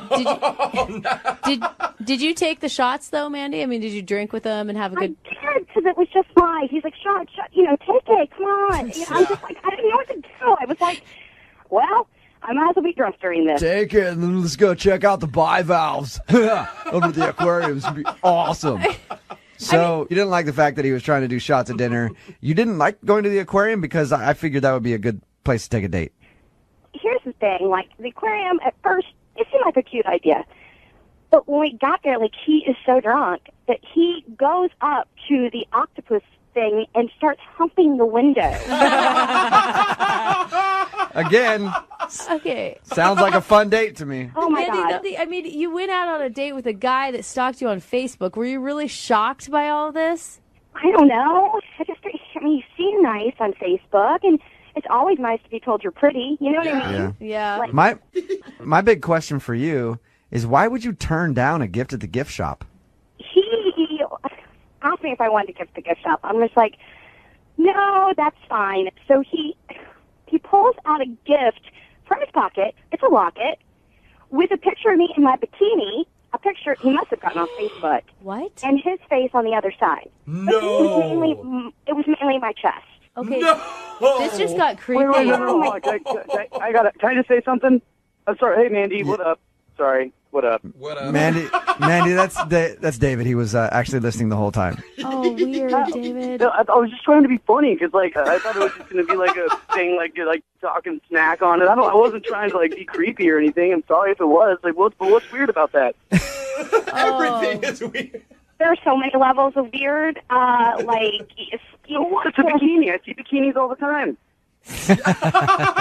Not helping, David. Yeah. oh my God. Yo, and who doesn't like to get faded before the aquarium? Like, I like getting faded. What's wrong with that? Faded. Is it something you do often, David? Well, sometimes on my Taco Tuesdays or something, I'll have like some tequila, but in general, I wait until Thursday or Friday. How old You don't have to are wait. you? How old are you, David? Well, I'm 24. Yeah. Hey, and Brooke, fun like that never has to stop. David sounds like he's doing the right thing. You can go to work drunk, you go to the aquarium. It's fine. So Mandy. you pulled out a picture of her in a locket of her in a bikini. You can see why she wouldn't want to go out with you, right? Not at all, because I thought it was like a nice, kind gesture, and I was hoping there'd be like a cute little sea otter locket thing there that I could put that picture in, Dude. and it'd be even more funny. David, there is a reason why you left that information out when you were talking to us. No way! And what's wrong with humping an octopus? For real. Like, it's obviously not like I'm serious. I'm not like trying to get off humping an octopus. I just was like being a goof.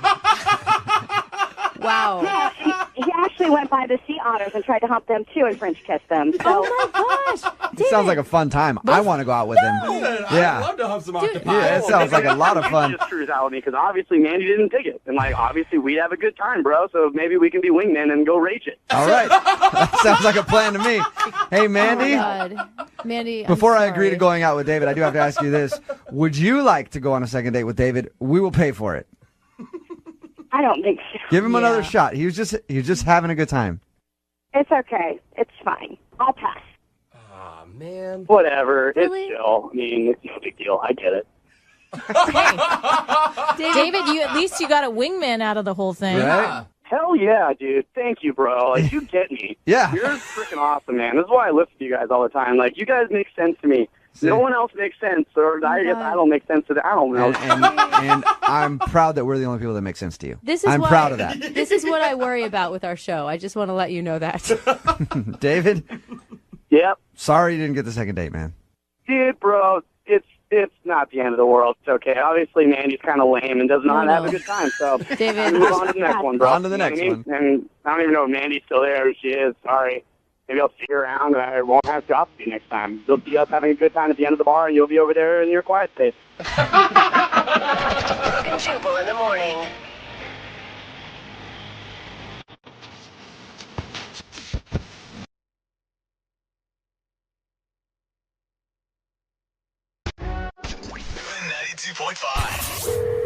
Brook and Jubal's second date update. If anything, this second date update will be a lesson to the guys out there not to take a first date to a casino. why? Don't do it. Do you guys remember the second date update we did with the last guy who took a girl to the casino? Yeah, and then he gambled He had- everything away. He had like a gambling problem Yes. and stayed at the table so long she went to the bar and met somebody else. Yes. Well, Timothy took his date Ivy to a casino as well, and it didn't work out very well for him, did it, Timothy? No, I have no idea what happened. It was a good date, you know what I mean? And it just like blew up in my face. Now, I read your email and you said things went bad at a certain point. It's not because you were like addicted to gambling and went crazy in the casino. Is it like explain what happened? Okay, yeah, I'm totally not a drunk. I'm totally not a gambler. Like That's this what was they like, all say before they enter the program. Well, it actually seemed like it was good. You know, we went to fancy seafood dinner, and then we went to the casino, and we were at the roulette table, having a good time. She gets up to excuse herself. 5 minutes later, I get a text saying, "Had to go. Thanks for dinner." What? She left? Yeah.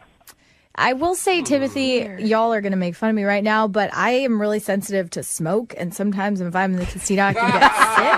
I had to run home to get my inhaler. My asthma. I will be back shortly. I'm just saying.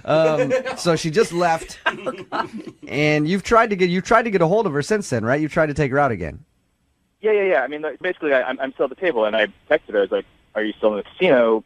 And then she just texted me driving home. Weird. So basically, I texted her again the next day. You know, I was just like, "Hey, you know, I had a good time. You know, it'd be fun to go out again. You know, any chance?" And she just texted back, "I don't think so." And like, and it was like all of a sudden, like, did I say something offensive or something? And I'm trying to like rack my brain. I don't think I did anything dumb. I don't know. I can't. Are you sure? Are you sure you didn't get distracted at the table for too long and ignore her? That's what happened to the last guy we talked to, who took a girl to a casino. No, I mean, we're seriously like having a good time. Like, I wasn't like ignoring her. You know, I didn't go into some weird black hole of gambling addiction. Yeah. You know, and I didn't get drunk. You sound likable and actually not crazy. Is there anything that you can think of that you did on the date? Did you say anything to her? There's one. Okay, so I did do something in preparation for the date that I don't usually do that I did that may have backfired. Uh-oh. Okay. That's creepy. What'd you do? Sorry. It is creepy. No, I mean, like, I was just kind of like, you know, looking for the date, and I quit smoking, but I used to smoke a lot, and so I had my teeth bleached. You had your teeth whitened. Oh, yeah. That's not bad. I did that after I quit smoking, too. Yeah. I've been imagining that episode of Friends where Ross gets his teeth whitened, and it's like glow in the dark Yeah. white. Is it that bad, or are they just a whole new shade of white, or can you see them from miles away? I'm pretty, like, naturally dark complexion, and I think the new color of my teeth is a little bit shocking, and I have pretty, like, straight teeth, you know, and so, like, all of a sudden it looks like I'm wearing, like, crazy dentures. All right. Yeah. Oh, they're Yeah, like but fake I don't think almost. I don't think even if she thought your teeth were like veneers and you were fake or whatever, that's enough to get a girl to just leave you in the middle of a date. She probably won't want to go out with you again if she doesn't like the way you look, but I doubt she's going to just ditch you. And she hung out for hours. I hope. I mean, like, we had a good time, but I started feeling kind of self-conscious. Like, I'd go to the bathroom and kind of like look at myself and like, oh my god. Maybe it's in your head then. Well, we're going to play a song, come back, call her, and get your second date update, okay? Cool. All right, hang on, man. Get jazzy on. Moving 92.5. Brooke and Jubal in the mornings. Second date update. This whole time, I've been picturing Timothy, the guy doing the second date update, like some character out of a bad mobster movie. Why? He's just at the casino with these blazing white teeth. Oh. I picture him with, like, some shaded glasses and a big butterfly collar on. Few gold chains. Yeah, they call him Timmy the Tooth. Timmy the Tooth. Timmy the Tooth. What's up, man? Are you ready to do the second part of your second date update?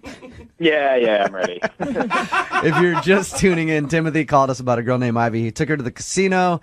Things were going all right. They were at the roulette table. She said, I'm going to the bathroom. And then texted him, said, I'm driving home. Oh, yeah. When he tried to get a hold of her again, she said, no, we're not going out. The only thing that Timothy can think of that could have turned her off is the fact that his teeth are incredibly white because he just had them whitened. I feel like he's missing something that happened. There has to be. The thing is that guys necessarily aren't good at picking up on these hints. Did she at all act attracted to you? She didn't act repulsed by me. You know, like we were in that zone. We were in like a good first date zone. That's usually what happens when you're in the good first date zone. They leave you in the middle of the thing and say they never want to see you again. Yeah. All right, Tim, you ready to call her? I'm ready. Let's do this. Here we go.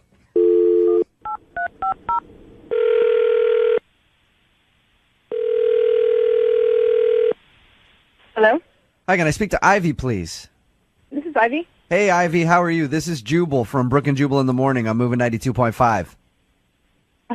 Who's this? Jubal from Brook and Jubal in the Morning on the radio station moving 92.5. Oh. Hi. Hi. How's it going?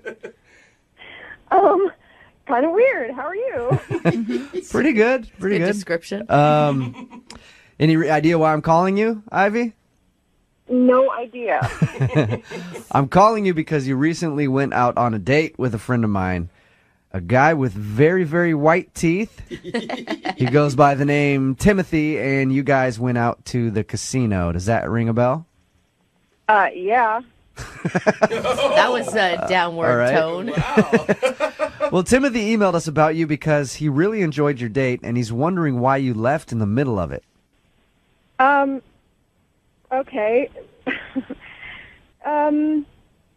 I don't know what to say. Okay, so he told us that, you guys went to the casino and you seemed to be having a good time. And then all of a sudden, in the middle of you guys playing roulette, you got up and said you had to go to the bathroom. And then you texted him and said, I'm driving home. Mm-hmm. And then he said something about later on, like, hey, do you want to get together again? And you said, absolutely not. So he clearly did something to upset you, right? He told you all of that? Yeah. Yeah. Well, kind of. Yeah, actually. Oh my gosh. Okay, what did he do? Yeah, please tell us, because this one's killing me. He sounds like a normal, nice guy. This was a first date, and he had a big, huge plan, and I was not into it. Okay. He proposed marriage All right. over sushi or something. Ivy, he says that the only thing he can think of that went wrong on the date was the fact that he had just had his teeth bleached a little while ago, and he thinks maybe that his ultra white teeth turned you off. That wasn't it? No, he had fine teeth. What the hell? So we're at dinner. It was a nice dinner, and then they brought out dessert menus, and instead of ordering dessert, he pulled out, oh my God, he pulled out like a key card for the hotel in the casino. Uh-huh. What?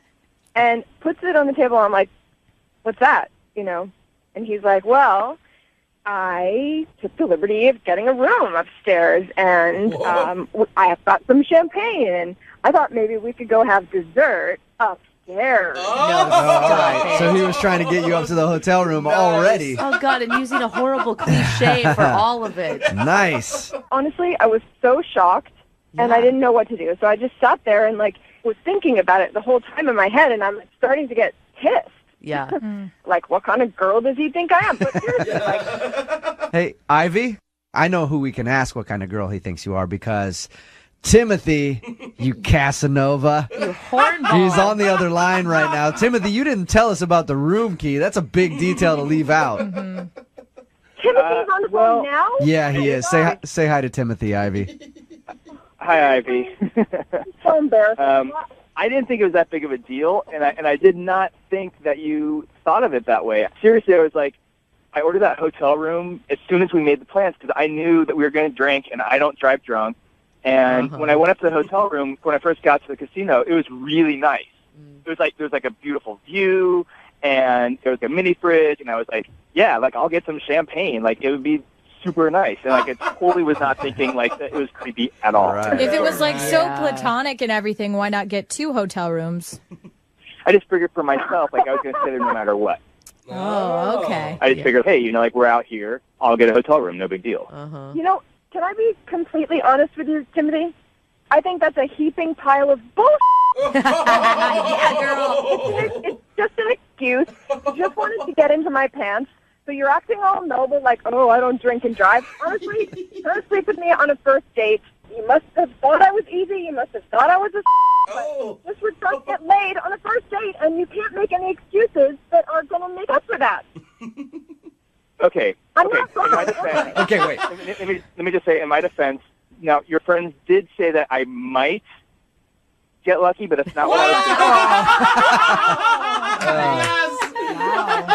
Are you kidding me?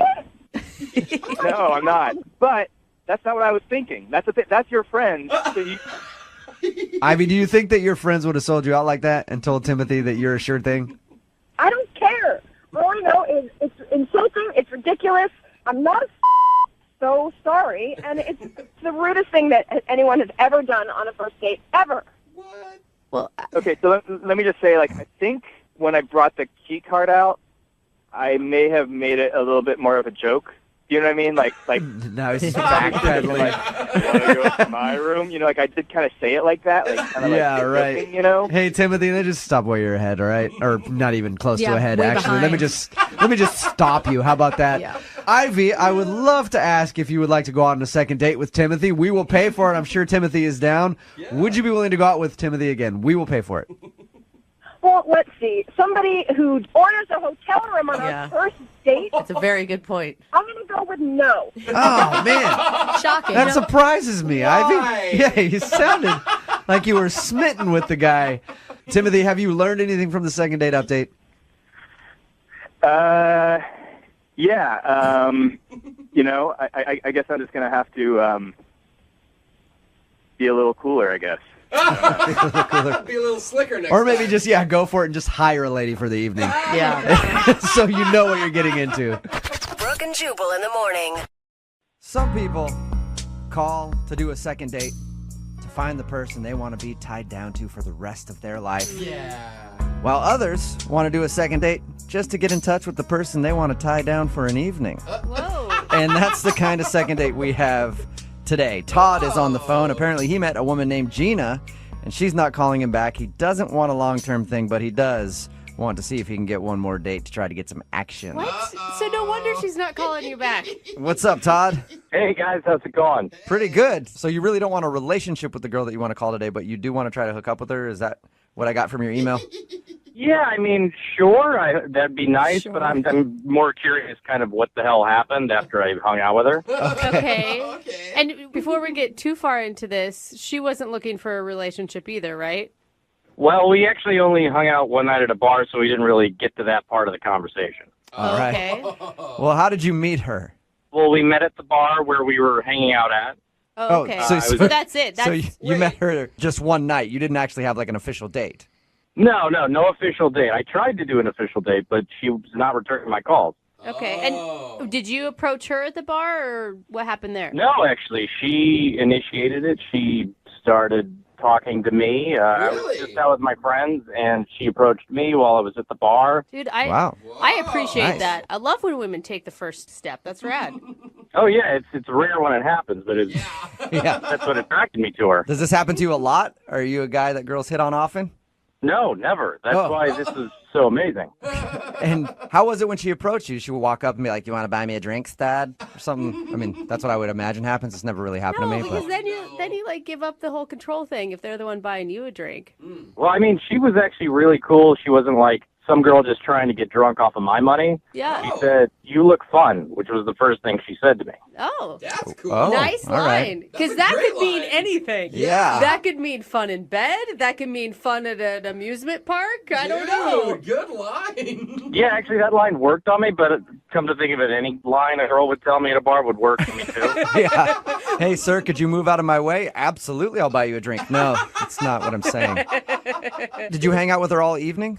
Pretty much, yeah. We were talking all evening. She thought I was really funny, which was nice and rare, so we... Rare. I was hanging out with her while my buddies just sort of kept drinking. I get why you want to do a second date now. This is a very rare evening for you. A woman hit on you for once, and then she also thought you were funny. Whoa. Yeah, actually, and she also said I was young and energetic. Well, that sounds positive. I like that. I don't know. It sounds like she That was actually looking for you to spend some time in the bedroom. Like, you look like you're bendy. You look spry. It's kind of a weird thing to say, though. Was she a lot older than you? She's a little older, yes. I didn't get her age, but I could tell she was a little older than me. Okay. Like So, MILF. like cougar older? Could be, yeah. I mean, it was dark, and I was drinking, so Yeah. I could very well be that. I hope not too old, but Okay. so I could tell she was older. She was older. She wasn't like 22 years old. No, not at all. But I'll tell you, I like women with experience. That's always Yeah. nice. Yeah. Well, and plus, there's no question about her intentions. If you're an older woman, you know what you want, and you go straight for it, man. Clock's running out. You got to get it in while you can. Yeah, that's kind of also what sort of drove me to, want to hang out with her again, really. I can totally Yeah. see this. So wait, how did the night end? So she actually gave me her phone number and said, let's get together sometime soon so we can have a lot of fun. Oh, All right. Man. wow. A lot of fun. She is sassy. Yeah. Did you guys make out or anything? We made out a little bit. I was, at that point, it was like closing time, so I was pretty gone. But Okay. Last call. some Okay. stuff happened, yeah. So a little bit of stuff happened there, and it sounds like she wants a lot of bit of stuff to happen later. You would think that, but that's why I'm wondering what the hell happened. 'Cause she's not returning any of my messages. And, All right. and what do you say to her in your messages? I mean, the first message I left, I said, hey, this is Todd, and I'm ready to have some fun. Is that right? I like that. And you haven't heard anything back from the messages that you've left her? I haven't heard anything back, not any, and I've left her a few, so I don't know what's up. Okay. Maybe she's just been busy. I feel like a woman like this has many young, spry gentlemen in waiting.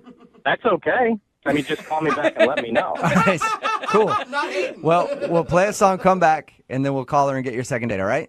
Cool, thanks, guys. Yeah, man, hang on. Right in the middle of a second date, and if you're just joining us, Todd is on the phone, and Todd is a victim of a cougar attack. That's right. That's the weakest cougar I've ever heard. Little tiny little cougar. Oh, okay. But he was at a bar when a woman approached him named Gina, and she said, "You look fun." Oh, hey. And then they hung out, had some drinks, made out a little bit. Then she gave him her phone number at the end of the night and said, "Call me for even more fun." But he's been trying to call and has heard nothing back. So he's curious why someone would be so aggressive with him at the bar and then not call him back. Todd, are you ready to go? I am, yes, thank you. Are you sure? That didn't give you like PTSD or anything, hearing that cougar again? No, I don't know what the hell that was, but I hope it explains something what the hell's going on. Wow. Now, you don't know this woman's exact age, but if you had to guess, what do you think the age gap between you two is? I think realistically maybe 12 years apart. Okay. That's not too bad. Enough of a gap to be a No. cougar, though. Or a small kitten. I'm still not sure what your definition. Yeah. That's like Todd's just little catnip at this point. All right, Catnip, are you ready to make the phone call? Yeah, please, let's do it. All right, here we go.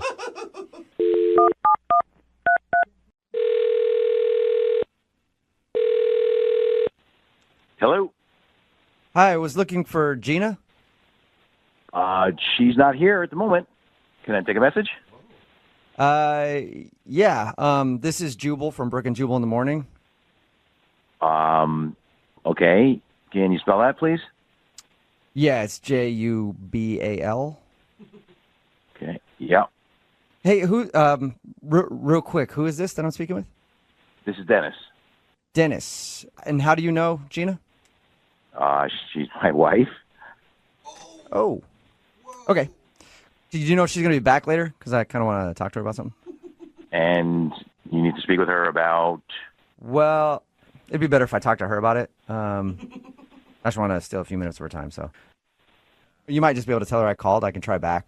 Do you know when she'll be back? I don't actually, but I could take a message for you. Yeah, I think it's probably better if I call back.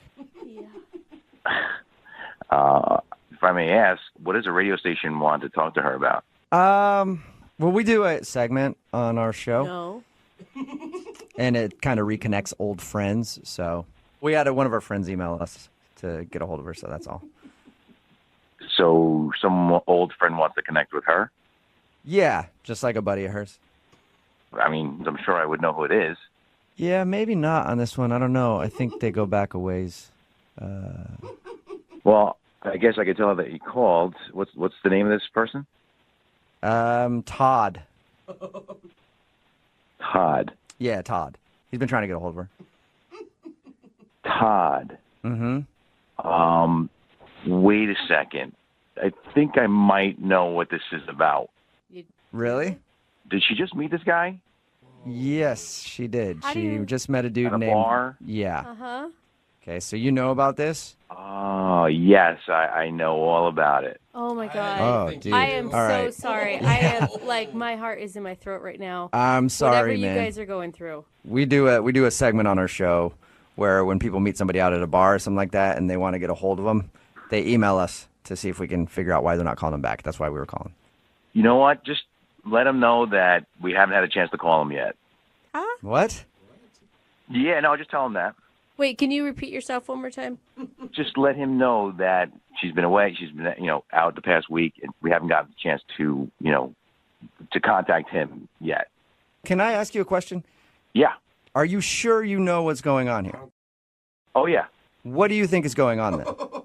Gina hit it off with him, I think, at a bar the other night. What? Okay, And, so you do know what's going on. Oh, yeah. What? So you're cool with her hitting on another dude out at the bar? Yeah, that's kind of the plan. The plan? Plan? Oh, it's Well- just dawning on me. I don't know what's going on. Okay, so Wait. this Yeah, is no, okay. This is all okay with you. Yes, it's very okay with me. So you guys are in like an open relationship or something. What is you're going saying. on right now? What? Oh, Todd. Well, Todd, I think that you are about to be a third wheel. Hello? You've got quite the invitation, sir. Uh-oh. Hello? Can you hear me? Yes, Yeah. yes. Loud and Dennis, clear. we can hear you. What you just heard was Todd, who is actually on the other line listening to this conversation. Oh. Yeah, Todd is oh. on the other line because Todd Oh, my God. was hoping to be able to talk to your wife Gina about the night that they met. Hey, man, you know what? I didn't know she was married. She didn't say anything about that. Yeah, well, that's all part of the game. Part of the game. What? I'm sorry. I thought I was talking to a girl at a bar that was really into me. Yeah, she was. She came home, told me all about you, and I was like, yeah, let's meet him. Oh my This is God, amazing. Oh, Todd. wait. Are you freaking out right now? Wow. Yeah, this is insane. It's insane. Like insane in a good way, Todd, or insane? No. Oh, No, I'm not just in checking. a good way. You know- What are you talking about? I don't go out for threesomes. This is crazy. Look, Todd, I totally get it. This might, sound weird and stuff, but if you wanted to give it a shot, she took a selfie, I think, with you, and I thought you were cute, and she thought you were cute, and we think you're cute. So Oh, my God. It's quite the compliment, Todd. I'm embarrassed. Stop laughing. It's not. I don't even think this is funny. I think you're setting me up. I promise you this, we did not set you up at all. I think it's really funny. Todd, you need to relax. Okay, it's fun. You know, it's an interesting thing and spices things up. I mean, come on, you've never done this before in college or high school or any point? High school, my God. I mean, is this your way to get me to come over so you can beat the shit out of me? Is that what this is? Todd, it's the exact opposite, actually. Well, Dennis, aren't you a smooth talker? No, I'm serious, Todd. If you want to come over, we'd love to have you sometime. Oh my God. Hey, Todd, I mean, you were really attracted to his wife at one point. Yeah.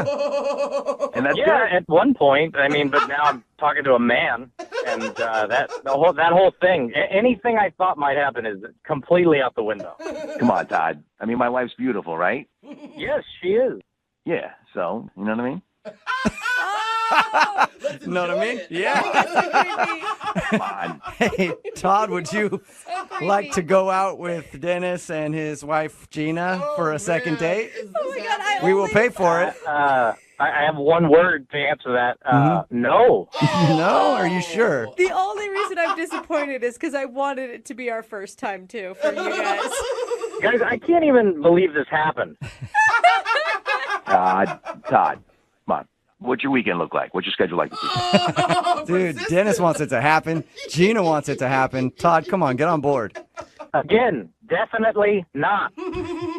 Are you sure, Todd? It's Saturday. It's going to be fondue night. Fondue. Wow. Man. Save the extra cheese sauce for Todd.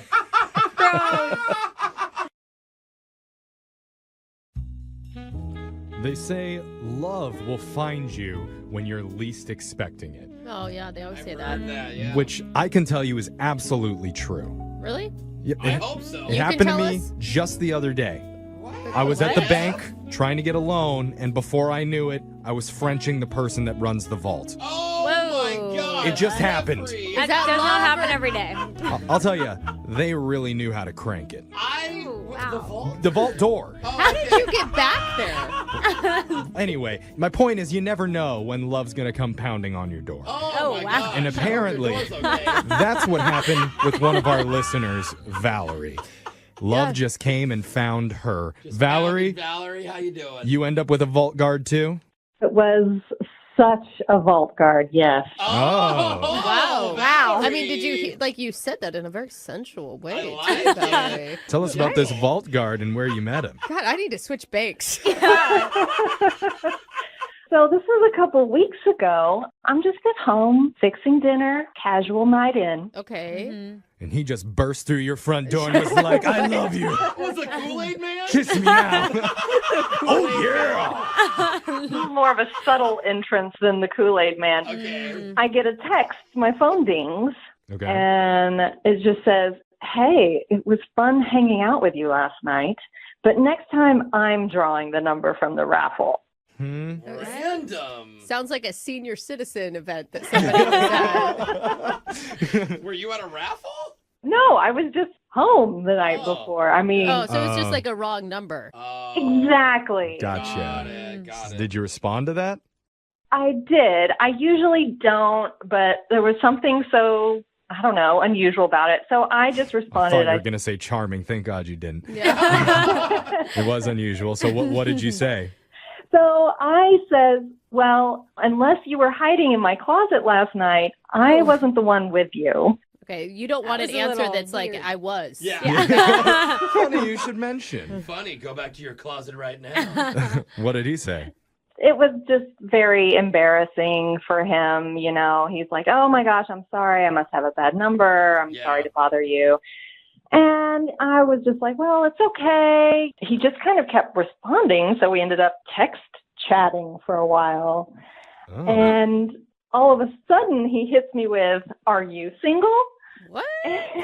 Whoa. At this point, he'll just take anybody Straight that's to the single. point. He's just like, hey, please. Yeah. She's actually responding. This is my 11th wrong number. Please, somebody be single.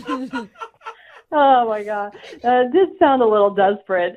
But, I mean, we were getting along. It was like playful banter between us.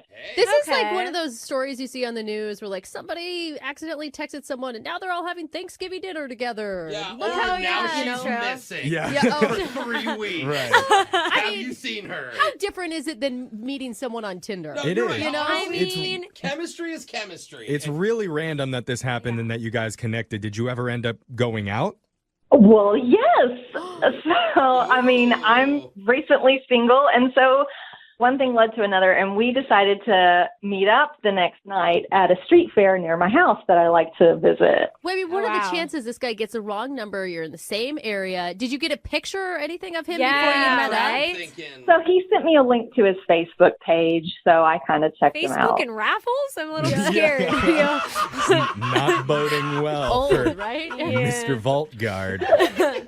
Did he turn out to be a winner, or what happened when you showed up and met him? He was really cute and very sweet. It was a lovely night walking around, checking out the food vendors. We had the roasted buttery corn and Oh, yeah. How was the chemistry between you? No, I mean, I want to know like more about corn the. Tell me about the reviews, corn. Get into all the corn. it was buttery. Oh, yeah. Okay, no, we're good. Salt and pepper, a little Yep. paprika on there. Okay. Oh, my God. oh, yeah. Okay. Yeah. Woo! It's getting hot, so Oh let's my keep going God, with the you date. guys. Tell me more about the guy. Well, I don't even know his name yet. What is it? Dave. Dave. Okay. Did you have anything in common with Dave? Well, he had such a great sense of humor. We were just clicking. It was very easy to talk to him, lots of Nice. flow. Great. That's a great feeling. What was the biggest highlight of the date for you? Biggest highlight was we went and got matching henna tattoos. Henna tattoos. All right. Wild children, aren't you? I did that in Wild middle child. school. Yeah. Yeah. That's kind of cute, though. This You're is gonna last like 2 weeks. Maybe. Okay. That's kind of cool. Cute. You're Yeah. having fun. How did the date end? He dropped me off back at home, and there was a lovely kiss, Oh, there if you was. must know. Dude, Yes. and this guy isn't calling you back? It sounds so good. Well, here's what I keep going back to is apparently he had been out the night before with somebody else. And I don't know if maybe he reconnected with Raffle Girl. Maybe he texted the wrong number again. He just Yeah. kept going down the He just- line. I have so Confused. many dates by accident. Yeah. It sounds like the main way he meets women. It could be his MO. I don't know. That's unattractive though. Like I've had girls ask me out, and then you see them going on a date the next night, and then a week later, That's you're what like, dating is, I know, but right? you still don't like Gotta to see play the it. field. Totally, Yeah. I get it, but it's still not nice to know you're one in line. Yeah, play the cornfield. Yeah, well, you need to form your own Enough with the line, corn. right? Like, you each need a line. Well, not all of us are attractive enough to have our own lines, Brooke, okay? Well, here's what we're going to do, Valerie. We're going to play a song. We'll come back. We'll call Dave for you, and we'll try and get you your second date, okay? Okay, great. All right, hold. One wrong phone number could lead to Mr. Oh, so right. One of our listeners, Valerie, met a guy named Dave after he sent her a text that was meant to go to somebody else. But they ended up connecting after she approved his Facebook picture. Yeah. And then they went to a street fair together. They ate some seriously delicious sounding corn. We spent a lot of time on the corn. Too I'm much not on the really corn, like, actually. sure. No, not nearly enough time on the Our corn, if you listeners ask me. are texting in about the corn too. Everybody loves corn. Yeah. Okay. Corn is sexy. Anyway, they even got matching henna tattoos. But after their date, their connection has suddenly gone stale, like a bag of old buttery corn, Okay. which I Oh, would here we still go. eat, It's not working. but I wouldn't be quite as excited No. about it. Yeah. Anyway, that's why Valerie's reached out to us. Corn. Corn, we help her. That's the question. Valerie, what do you say? I would love for you to help me. Oh, my God. Oh, yeah. Yeah. I couldn't dig it. Stop.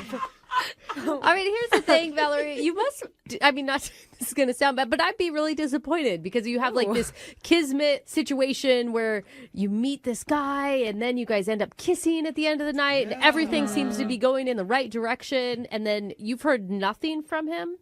Well, technically, we texted the next day. Oh, you did? Okay. Oh, I didn't know Okay. that. And what Oh. did he say?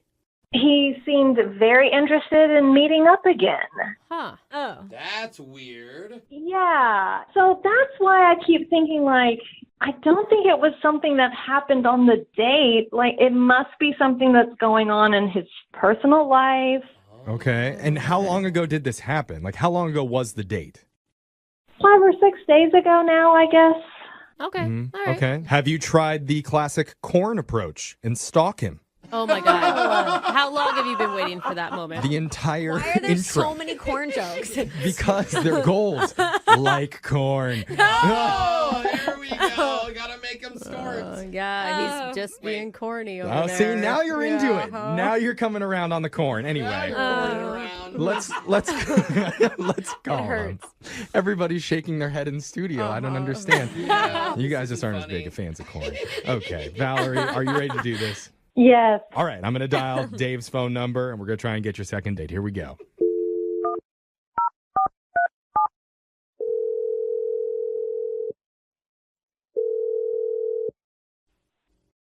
Hello? Hi, is this Dave? Yes. Who's this? My name's Jeff from the radio show Brooke and Jeffrey in the Morning. I'm hoping you have a second to talk with us. I'm not really sure why you'd be calling me. It's a good question. That is. Why? I commend you Yeah. on your question asking. Yeah. You're much better at asking questions than I am, and I'm a radio host, so good for you, Dave. Are you a new radio host? How'd you know? Does it show that much? Oh my God. I'm just not familiar, sorry. Oh, okay. Neither is he. Good save. All right. So, look, the reason why I'm calling you today is because we're doing a segment on our show called A Second Date. That's where if you go out with someone and afterwards, if that person isn't calling you back, you can email us and we'll reach out to them for you to help you figure out the reason why. Make sense? Yeah, I see. Okay. And so recently you went out with a woman who's been trying to get a hold of you. Her name's Valerie. Yes. Okay. Yeah. You know Val? Did you have a great time on your date? I mean, the whole story. She told us about like how you accidentally texted her. It was like a wrong number or something. That was probably pretty crazy. Yeah, it was a great story, I guess. But, yeah, I think that's just going to be it for us. So. That's it for you guys? Yeah, I mean, I would say I was ultimately very displeased with the date. Really? That's interesting because from her perspective, the date was really good. Yeah, we loved your date. She told us that you kissed her at the end of the night. If you were displeased people don't kiss. I mean, you know, full disclosure, that night I was not displeased, but I'm still dealing with the aftermath of that evening. Would you Okay. eat something bad, dude? Yeah. What in the aftermath displeased you? Was it the corn? No, if it's the corn we're hanging We up heard right about the now. corn. What could be displeasing about corn? I don't know. It has nothing to do with the corn. Oh, thank God. Oh, yeah, because that would not check out. So what? We have high corn expectations on this show, okay? So what did upset you?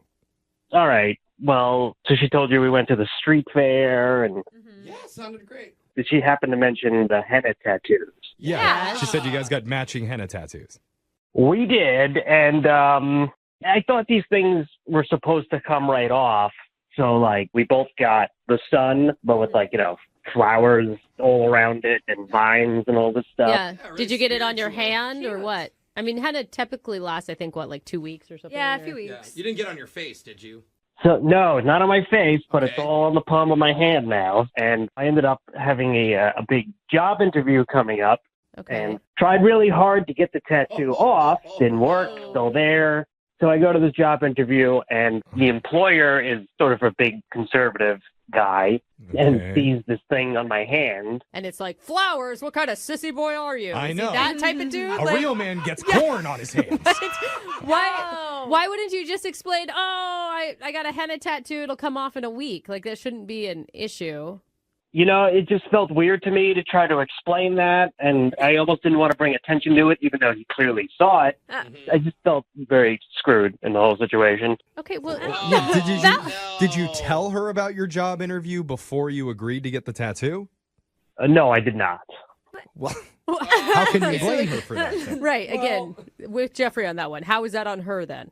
She said she had them before, but I hadn't. So it would be nice to get a heads up. Yeah, oh, man. Well, I'm sorry that she didn't give you a heads up on that, man, but I'm going to give you a heads up right now and let you know Valerie's on the other line listening, and she wants to talk to you. Oh, great. Dave. Dave. Oh, hey, you're on the phone. Yes, I am Great. on the phone. This is about the henna? I mean, it's really all I've been able to think about the whole week now. It just kind of soured and ruined everything. I'm sorry. Look, if you had just told me the next day while we were texting that it hadn't come off, I would have told you put lemon juice on it. That fades it right off. Oh, is that? Oh. The acidity. Well, Is that that's true? knowledge I would have liked to have had beforehand, but thank Angels you. smell like lemons, bro. So honestly, Definitely. instead of ruining things, she could have saved things for you, Dave, if you would have given her a chance. Yeah, all of that happened afterwards. Like, if she would have just given me a heads up beforehand, none of this would have happened. I mean, Valerie, why didn't you foresee that he was going to have a job interview in a few days and warn him?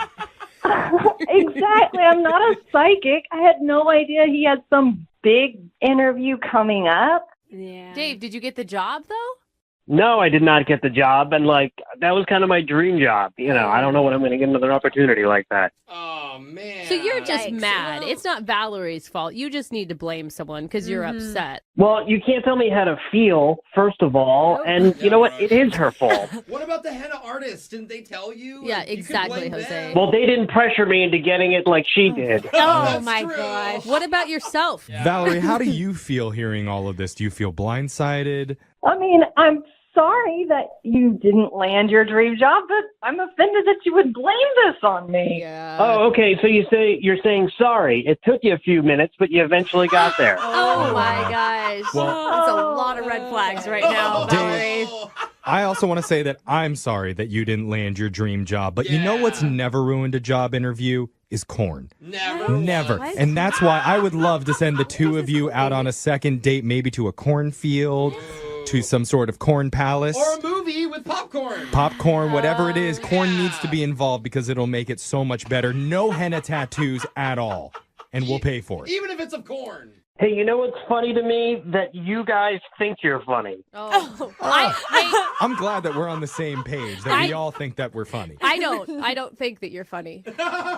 Oh. Are you talking to me or are you talking to Dave? Yeah, I was talking to Dave, Jeff. It's a blanket statement. Whoever wants to accept it can accept Look, it. we're funny, Jeff. I think you're funny, Jeff. Thank you, Valerie. You really don't have to say that. I'll take it, okay? And let me just ask you straight up. Would you like to go out on a date with Valerie and we'll pay for it? Is she truly sorry for doing that? I don't know. Let's up Valerie. No, I'm not sorry. Thank you, Valerie. Thank you, Valerie. All right. Well, then I'm going to lean towards no. So. I have a feeling Valerie didn't want to date anyway at this point, I'm guessing. Look at that. In the end, the wrong number turns out to be just wrong. Sounds about right. It was. That sounds. I was waiting for the corn. Yeah. No, I'm done. I'm retiring the corn. All right, enough with the corn. It's not working for you guys. How dare you, Dave? 92.5. Second date update. You know, more and more young people are turning to us for help getting a second date. And that means we're seeing more and more unique names. Mm.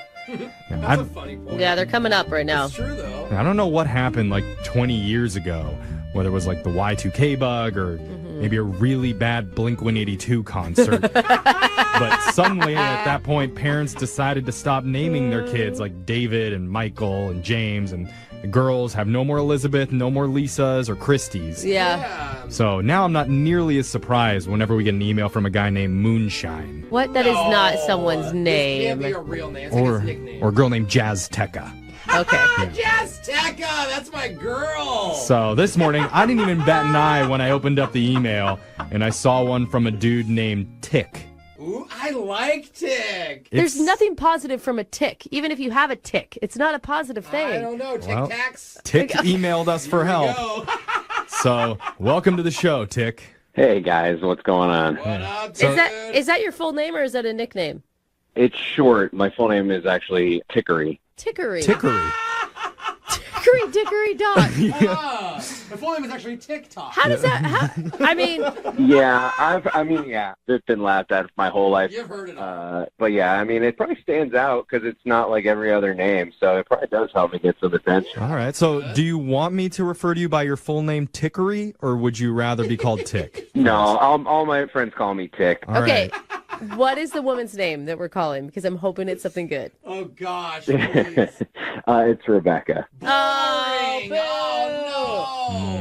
Yeah. And what's her Tick. is her last name like Haberdashery? Yeah. We don't approve. We don't. How did you meet boring Becky? We met, actually, she's a teller at my bank, and I noticed her one day and just thought she was really cute. And so then I kind of started to go and try to work it out so I would get to her window, so I'd like change places in line with people so that I could like get up and see her, and I try to look nice, like, oh, you should go in front of me, you know. So you weren't wearing a ski mask with your hands in your pocket, like being all sketchy in line. I mean, that would be a bad sign at a bank. I hope not. I tried to make it look like it was like, oh, I just happened to come to your window. Oh, right, yeah. Every single time. That sneaky little Tick. So weird. Saw something they liked, and then he latched on. Yeah, so, you know, after a while, I think she started to notice, like, I would always be at her window, and so one day I was finally like, yeah, you know, I thought you were cute, and I thought, you know, maybe we can have coffee sometime. That's cute. Were you so nervous? Yeah, for sure, because the other way that goes is, like, I'm the creeper that's been sneaking through the bank line. Well, and also, she has full access to your bank account, you know? That's true. That, it was very vulnerable. She knew exactly how much money I had. So what'd you guys do for a date?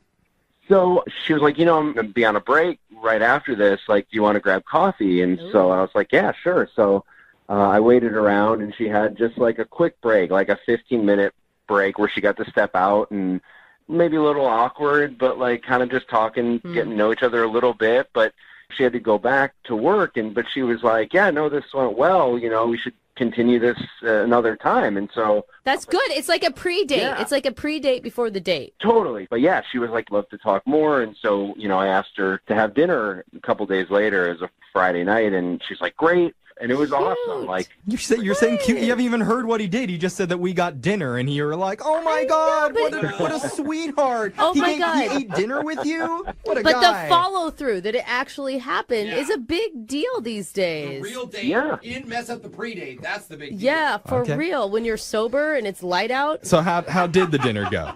It was really good. Like, she couldn't have been sweeter, and like we talked about our jobs, and like we had a great conversation, and you know, and then kind of at the end of the date, you know, I was like, hey, you know, this was really good, we should go out again. And she wasn't as enthusiastic as she was like after the coffee maybe, but like she was still like, yeah, for sure, let's go out again. Can you think of any time during the date where maybe the momentum changed at all, since you said that maybe she wasn't as enthusiastic as she had been previously?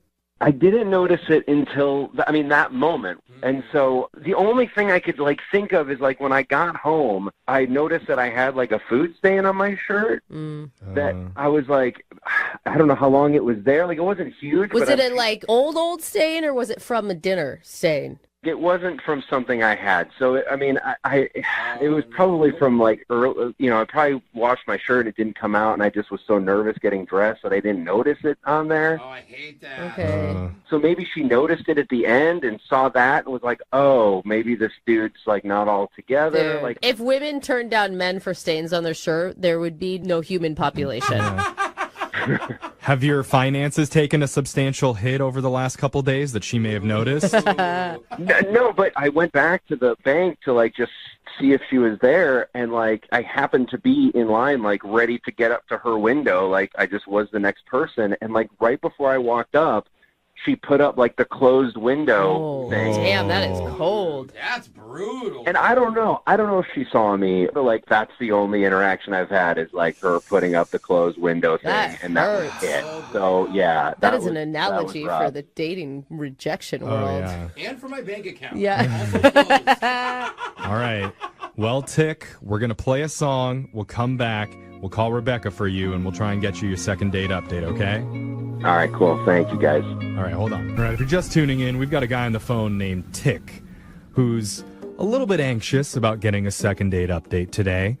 You might even call him a nervous Tick. Oh, yeah. okay. Yeah, let's see Conan O'Brien make that kind of pun. Challenge extended, Conan. Clock's a tickin'.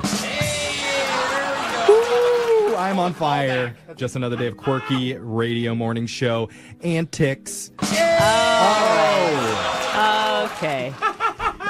Yeah, let's stop. I can tell you're impressed. How Yes. you're tickled. That's great. Hit the sound for me. Anyway. Hey, he says it. You don't hit the sound when I say it. Okay. Screw the tick jokes then. You're both ticking me off right now. It's not funny. Come on. Let's calm down and get back to this. He just wants a sound. All right. Just want one joke that hits. Well, we have a listener that needs our help. Tick is actually his name. He went out with a bank teller named Rebecca recently. They had a short coffee date and then another outing where they got dinner together. And Tick thinks it all went great. And according to him, the only weird part that happened is when he got home after dinner, he noticed he had an old food stain on his shirt. Not from that night, from some previous day. He doesn't know when. So he's worried maybe he may have come across looking kind of like a slob. Yeah. So Tick, how you feeling going into this? I'm anxious to hear what she says because, like, I really liked her. Like, she just had this amazing smile and was a genuine person. And You know, I'm nervous. I really feel, Tick, and this isn't, I don't mean to put you in a bad place, but I really feel like this is going to be one of those where it turns out you're not telling us something or not including some weird detail, because when you went to the bank, she put the close sign on her window. Yeah. Like, she denied you so hard. And if that's all over a stain on your shirt... I mean, I'm thinking about it since it happened and, like, racking my brain. Like, I'm not keeping anything out that I could think of. There's got to be something I missed. All right, well, we're hopefully going to find out what the answer to that is. We're going to dial her phone number right now. You ready to go? Yep, I am. I'm ready. All right, here we go.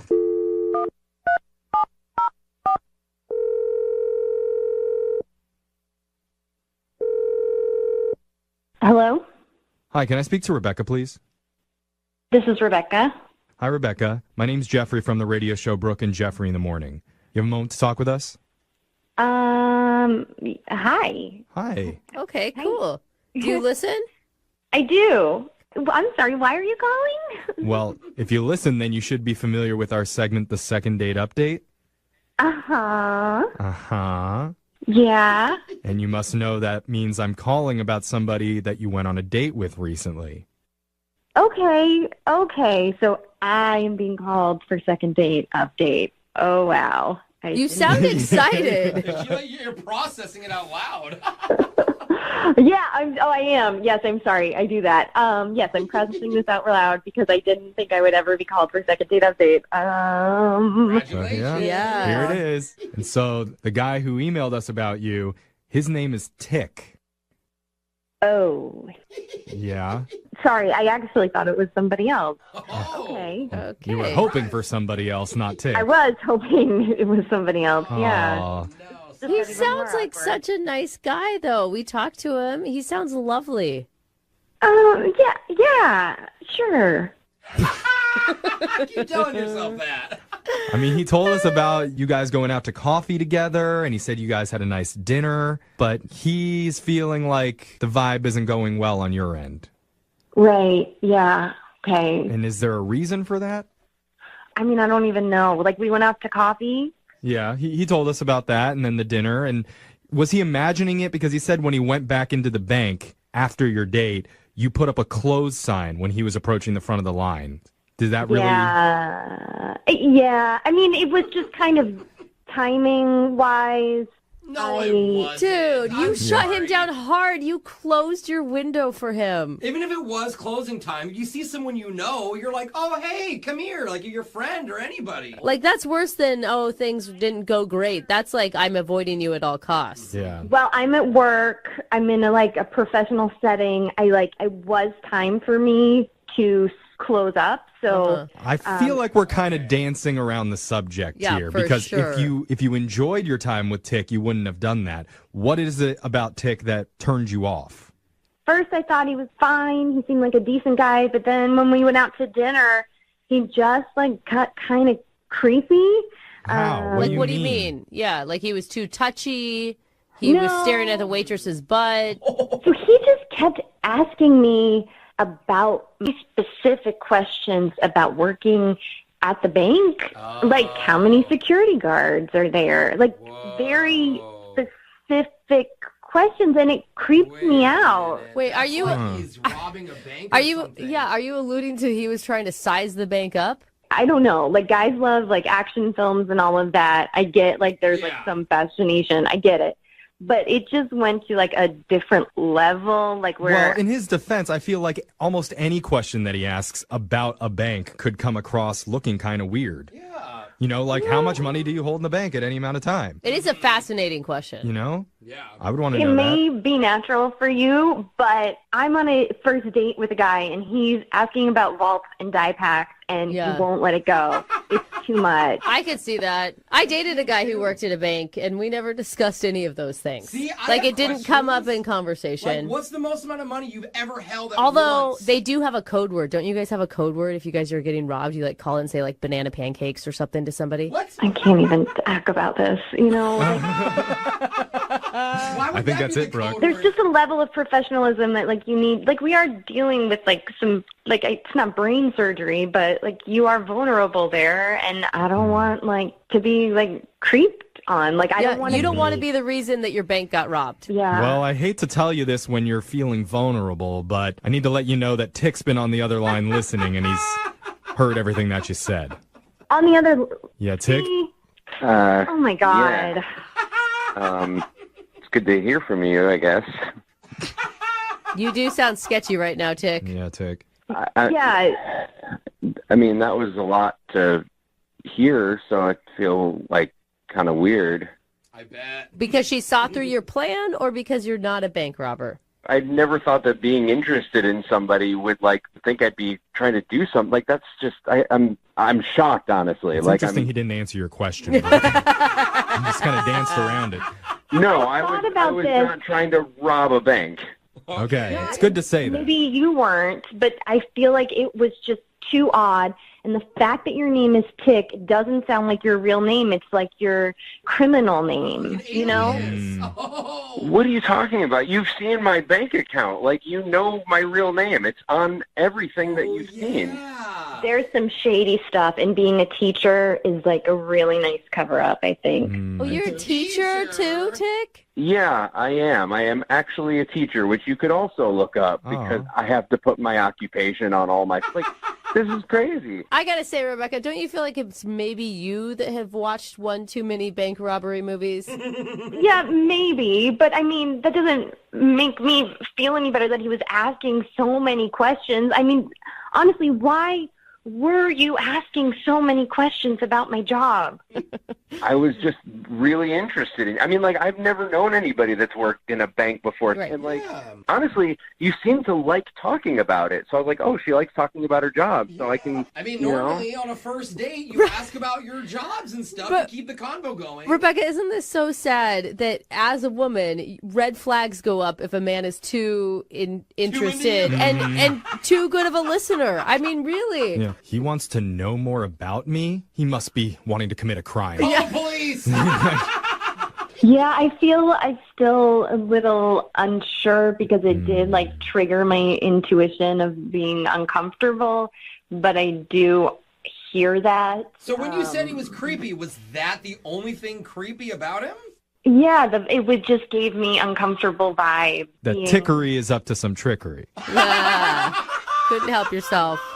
All right, so I didn't know where we were going. we're running out of time right now, and TikTok. yeah, TikTok. At this point, I need to ask you, Rebecca, if you would like to go out on another date with Tick, and we'll pay for it. Not with bank money, with our own cash. No die pack in there. I will. I am open to going out again. That's good. That's good. That was a brutal yes, though. Dude, she does think out loud. You can hear it. Sorry. Process. But the thing is, you need to like make sure that you're asking him about his profession, and then you guys won't talk about banking so much. All about teaching. Where do you hide the extra pencils? Okay, that's pretty funny. Yes, maybe I did rush to conclusions on everything. So, Well, there you go. Look at that. Tick, we got you another date. Yeah, no, I mean, that's great. I mean, like, I honestly, like, I do still have, like, a couple more questions about just your job. Like, it's not about, like, getting into anything or, like, anything like that. It's just are more you about kidding? just your Please tell me job. you're kidding. Yeah, Please. no. I'm I'm kidding. I will not. there it is. No. Are you single and feeling out of the loop? Put away that mouse and get out of the house. Join In the Loop, Seattle's brand new activities club just for singles. Go to intheloopsingles.com today. Moving 92.5. Brooke and Jubal's second date update. The laundromat is a great place to meet women. Great place. Yeah. You don't even really have to talk to them. You just walk up, start folding their underwear. No. And it's always a conversation starter. Even if they're not there, like say they left the laundromat for a second and you see their stuff's done, you just start folding their undies. It's always good to probably sniff them, too. That's probably a nice move. Well, Well, you got to make sure they're clean, I guess. I'm assuming that's what Pete did to meet the girl that he met at a laundromat that's not calling him back. Pete, did you use the old I'm going to fold your undies trick or something different? A little different. Oh. Haven't gotten to the underwear part yet. thank God, Pete. Yeah. How did you meet this girl at the laundromat? Well, I'm doing the thing, poured some detergent in the machine, and then I hear this woman's voice say, "You're using way too much detergent." The disrespect. How upset were you when she said that to you? Well, I said, yeah, no, I've been doing this a while, so I'm fine. I never have a problem with my laundry. Thank you. And then I turn around, and there she is, and she's really cute. Okay. Because if she wasn't cute, you'd probably be like, get the hell away from me, lady. Tell me how to do my laundry. Yeah. You're like, you're cute. You're like, oh, well, why don't you just instruct me slowly how to do it in a soft voice? Yeah, so I didn't mind it when she was giving me advice. And then it occurred to me that she was maybe, I don't know, initiating contact. Not maybe. That is like a definite she's hitting on you, and she's looking for a way to get in on the conversation. All right, well, I'm not the brightest bulb on the tree. So, okay. So did you finally realize, oh, maybe she's flirting with me and I shouldn't be pissed at her for critiquing? Yes, yeah. I told her that I'd start taking notes, and if she would continue, giving me a lesson, I was all ears. That's a ballsy move on her part. I give her props. Was she the one that then asked you out on a date? No. What happened was our laundry cycles were on the same, time frame. And I realized that, hey, rather than sit around here and watch the laundry dry, why don't we go down the street and grab a drink? That's a good idea. Nice. Yeah.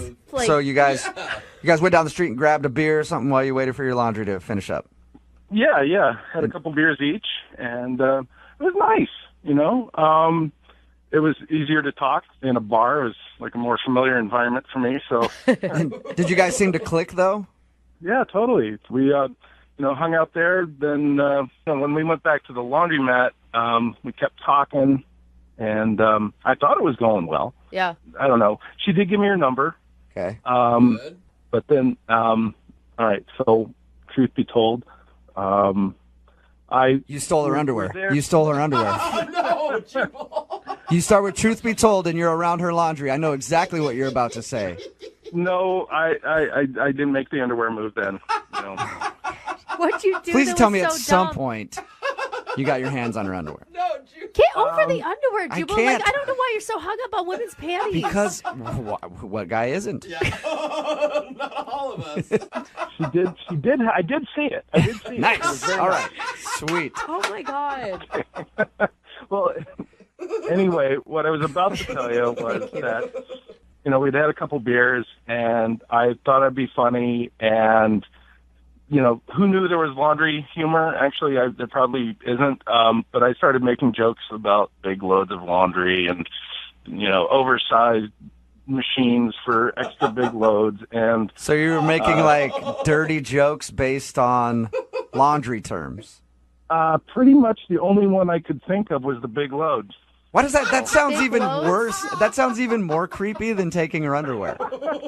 I know I shouldn't have done it, but I had a couple of beers in me, and I was a little tipsy, and, I thought it would work. I don't even really get the joke either. Don't explain it, Jubal. Yeah, Don't okay. explain it.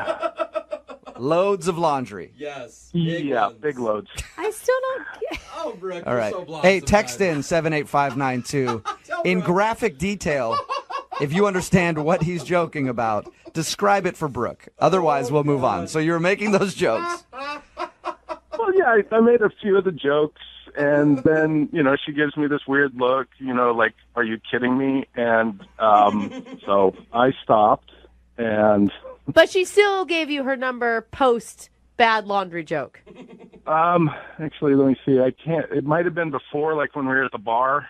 Oh, yeah. So you just have her number. How many times have you tried to get a hold of her since your laundry date? We've actually talked once over the phone. Okay. And that went pretty well. So then, like, a couple days later, I texted her, and she didn't reply. Why would you have her on the phone and not make plans to see each other again? Like, what was the point of the phone call? Well, we did try to make plans, but she wasn't sure of what her schedule was coming up, so we decided to hold off and make plans a little later. So what do you think the reason is that she's not calling you back? Well, I'd like to say I had no idea, but it's probably the really crummy jokes I was trying out. Okay. Well, we'll play a song, come back, call her, and find out why she's not getting back to you in your second date update, okay? All right, sounds great, man. All right, man, hang on. Moving 92.5. Brooke and Jubal in the mornings. Second date update. If you're just tuning in for the second date update, Pete met a girl named Christy at a laundromat. They didn't really have a date scheduled, but they met there while their laundry was getting done and everything else. They went and had some beers. Pete thinks that she's not calling him back because when they got back to the laundromat, he was a little tipsy and was making jokes about, there's giant loads in there. Which I cannot believe what that means. and, That is disgusting. Yeah, we explained to Brooke what it means, and so he was making jokes like that, and he thinks that kind of turned her off, like maybe it was a bit much. Yeah. And I think your problem, Pete, isn't necessarily that you were joking about stuff like that, but you went with that instead of like jokes about things getting stiff with starch. You know, dude, that's the comedy gold when it comes to laundromat jokes. Could have gone that route, and I didn't. Would have worked way better for you, man. Yeah, exactly. Pete, I think that you could be the laundromat creeper, and you're just not owning up to it at this point. I was just tipsy. I'm not weird, really. Yeah, right. Trust me, if you're making jokes like that at a laundromat to a girl you first met, you're creepy. Thank you. I'm going to dial the phone number right now, see if we can get her on the phone and find out if that is the reason why, though. You ready? Yep. All right, here we go.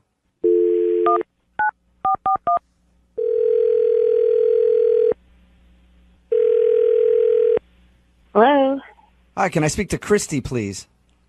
this is Chrissy. Hey, Christy, how are you? This is Jubal from Brook and Jubal in the Morning.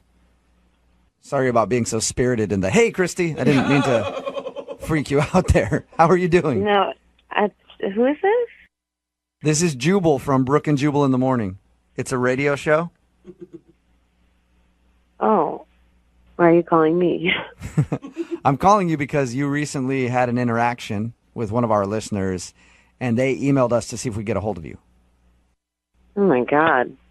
And I say interaction because this is less of a date and just more of like you met a guy and he really likes you and is wondering why you're not calling him back. His name is Pete.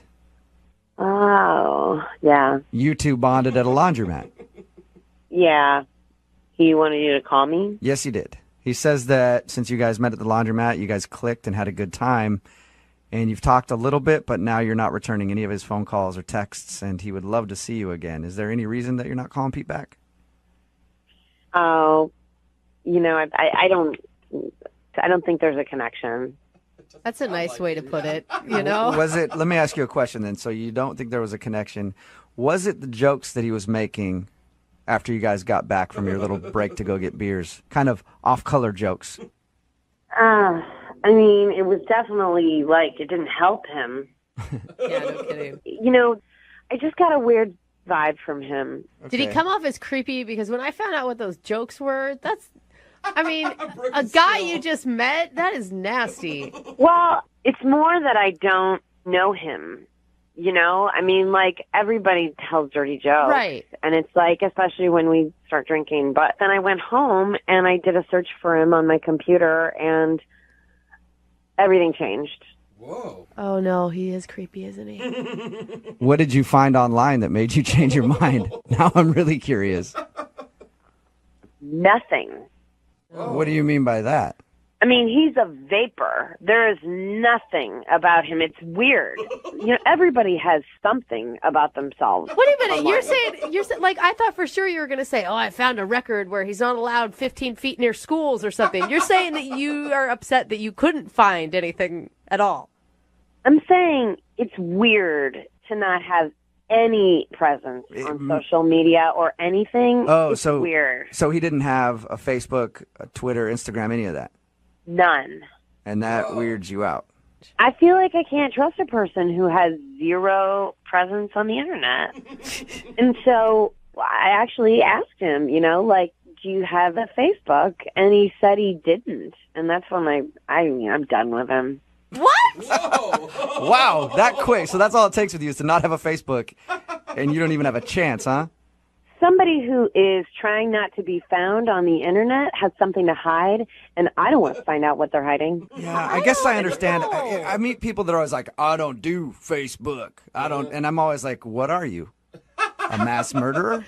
I can't trust you. I think this would be like a godsend to find a guy that wasn't on social media at all. Like the two guys I know that have zero social media presence are both like construction worker guys who just aren't around computers very much. Sketchy construction. They're sketchy. Yep. They're burying bodies. They're burying bodies out there. Even construction workers go home and get on Facebook and say, They have better things to do with their time. They're not wasting all their time on social media and stalking people. Like I said, burying bodies at the construction site. That's what they're doing. See? I'd like to find out what he's hiding. Aren't you a little curious? No, I don't want to know at all. And I'm worried about it now that we've talked about it. Do you really think like he's a killer or something? Like what do you think He could might be. All right, well, he hangs out at laundromats. that is true. He hangs out at laundromats, doesn't have a Facebook. The guy clearly cannot be trusted. I do appreciate you telling us why you won't call him back, but I do need to let you know that Pete is actually on the other line listening and would love to talk to you. Seriously? Yep. Say hi, Pete. That's the reason you didn't call me back? Look, I'm sorry you had to hear that, but it's obvious you're hiding something if you don't even have a Facebook or, I just am not interested. If you want to get to know me, talk to me. That's how you get to know me. Well, we did hang out, and what I found out about was how big a loads you think you have. So, I just think that's why don't you have a Facebook then? I don't have one because I don't believe in Because you're hiding something. No, I just don't think my opinion matters that much in the greater scheme of things. So why should I, blab it about? You don't think your opinion matters? Well, you look at most of the stuff on Facebook, and, it's like people are posting things that really don't matter in the big scheme of things. How do you know what people are putting on Facebook if you don't have one? You're probably one of those weirdos that has a fake account and just watches everybody. Pete, are you one of those weirdos that just watches people on the internet? No. Are you hiding anything? No. Are you married or something, Pete? Or, No, I'm not married. I don't know. You're hearing from Pete right now. The reason he doesn't have a Facebook is he just doesn't like it. It's the 21st century. If you don't have a presence online, you're hiding something, I'm done with this. Did she hang up? Yeah, she's gone. Hey, Pete, you still there? Yeah, I'm still here. I'm just... That was strange. Yeah, she seems to have a little bit of a complex about people not on social media. Yeah. So you're not hiding anything? No. I'm not telling everything either, You're not, what is that? Yeah. What do you mean by that, Pete? Now it does sound shady. Everybody has secrets, right? Yeah. That's part of being a human being, and not everything in my life is everybody's business. Okay, why are you sounding creepy again, man? He does sound like Sketchy Pete right you now. You do. If I was dating Christy, I wouldn't be dating exclusively. Let's put it that way. Okay. You're still Pete, you're not helping your case at all.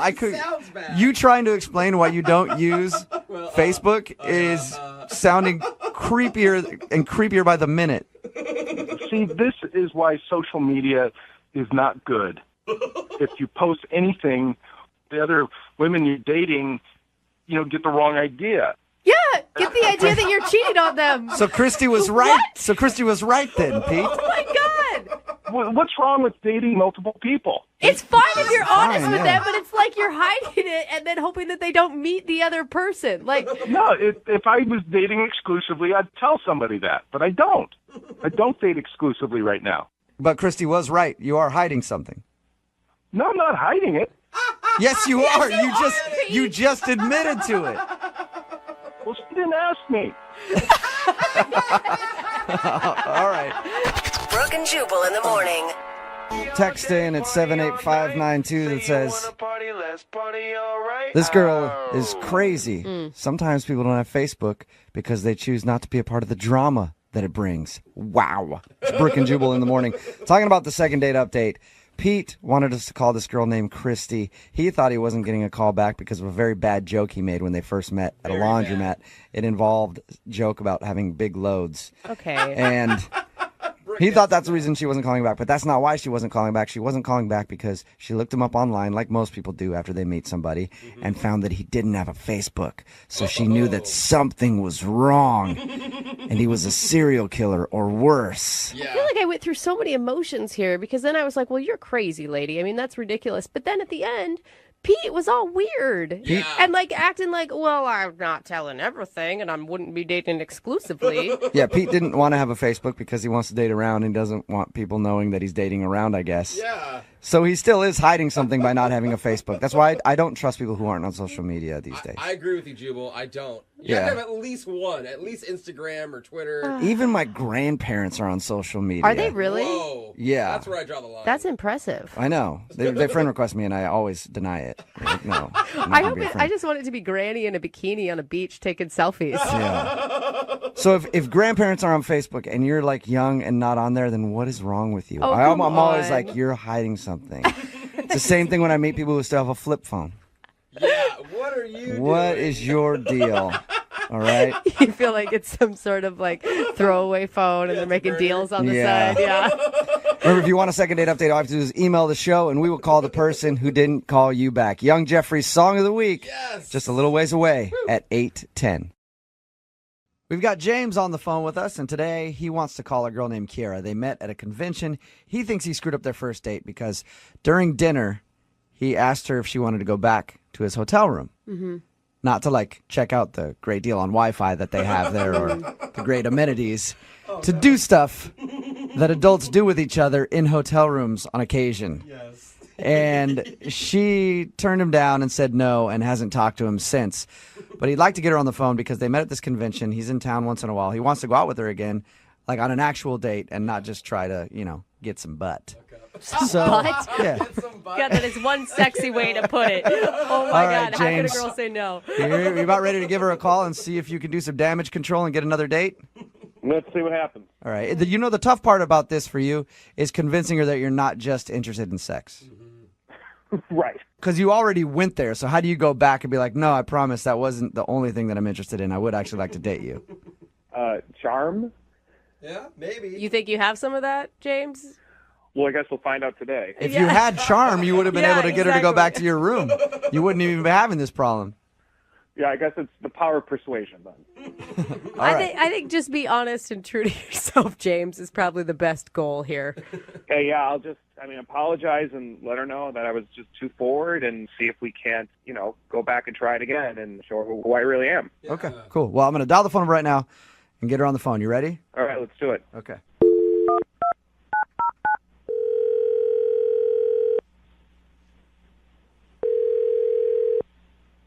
Hello? Hi, can I speak to Kiera, please? Speaking. Hi, Kiera. This is Jubal from Brook and Jubal in the Morning. How are you? This is who? Jubal from Brook and Jubal in the Morning? Jubal. I'm sorry, I don't know who this is. Okay. I'm calling from Brook and Jubal in the Morning. It's a radio show. Okay. One of our listeners recently emailed us about you, asking if we could get you on the phone. Someone wants me on the phone?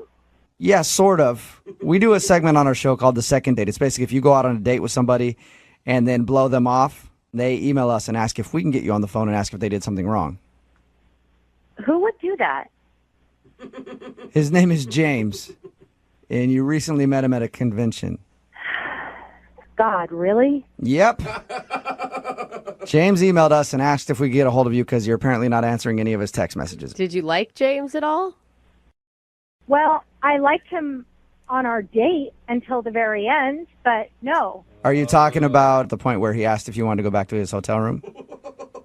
He told you that? Yeah, he did. He told us because we asked him about your date and about meeting you. He said that he really liked you, but he also felt like he kind of overstepped his bounds there, and he felt bad about it. He kind of overstepped his boundaries? I mean, did he tell you everything?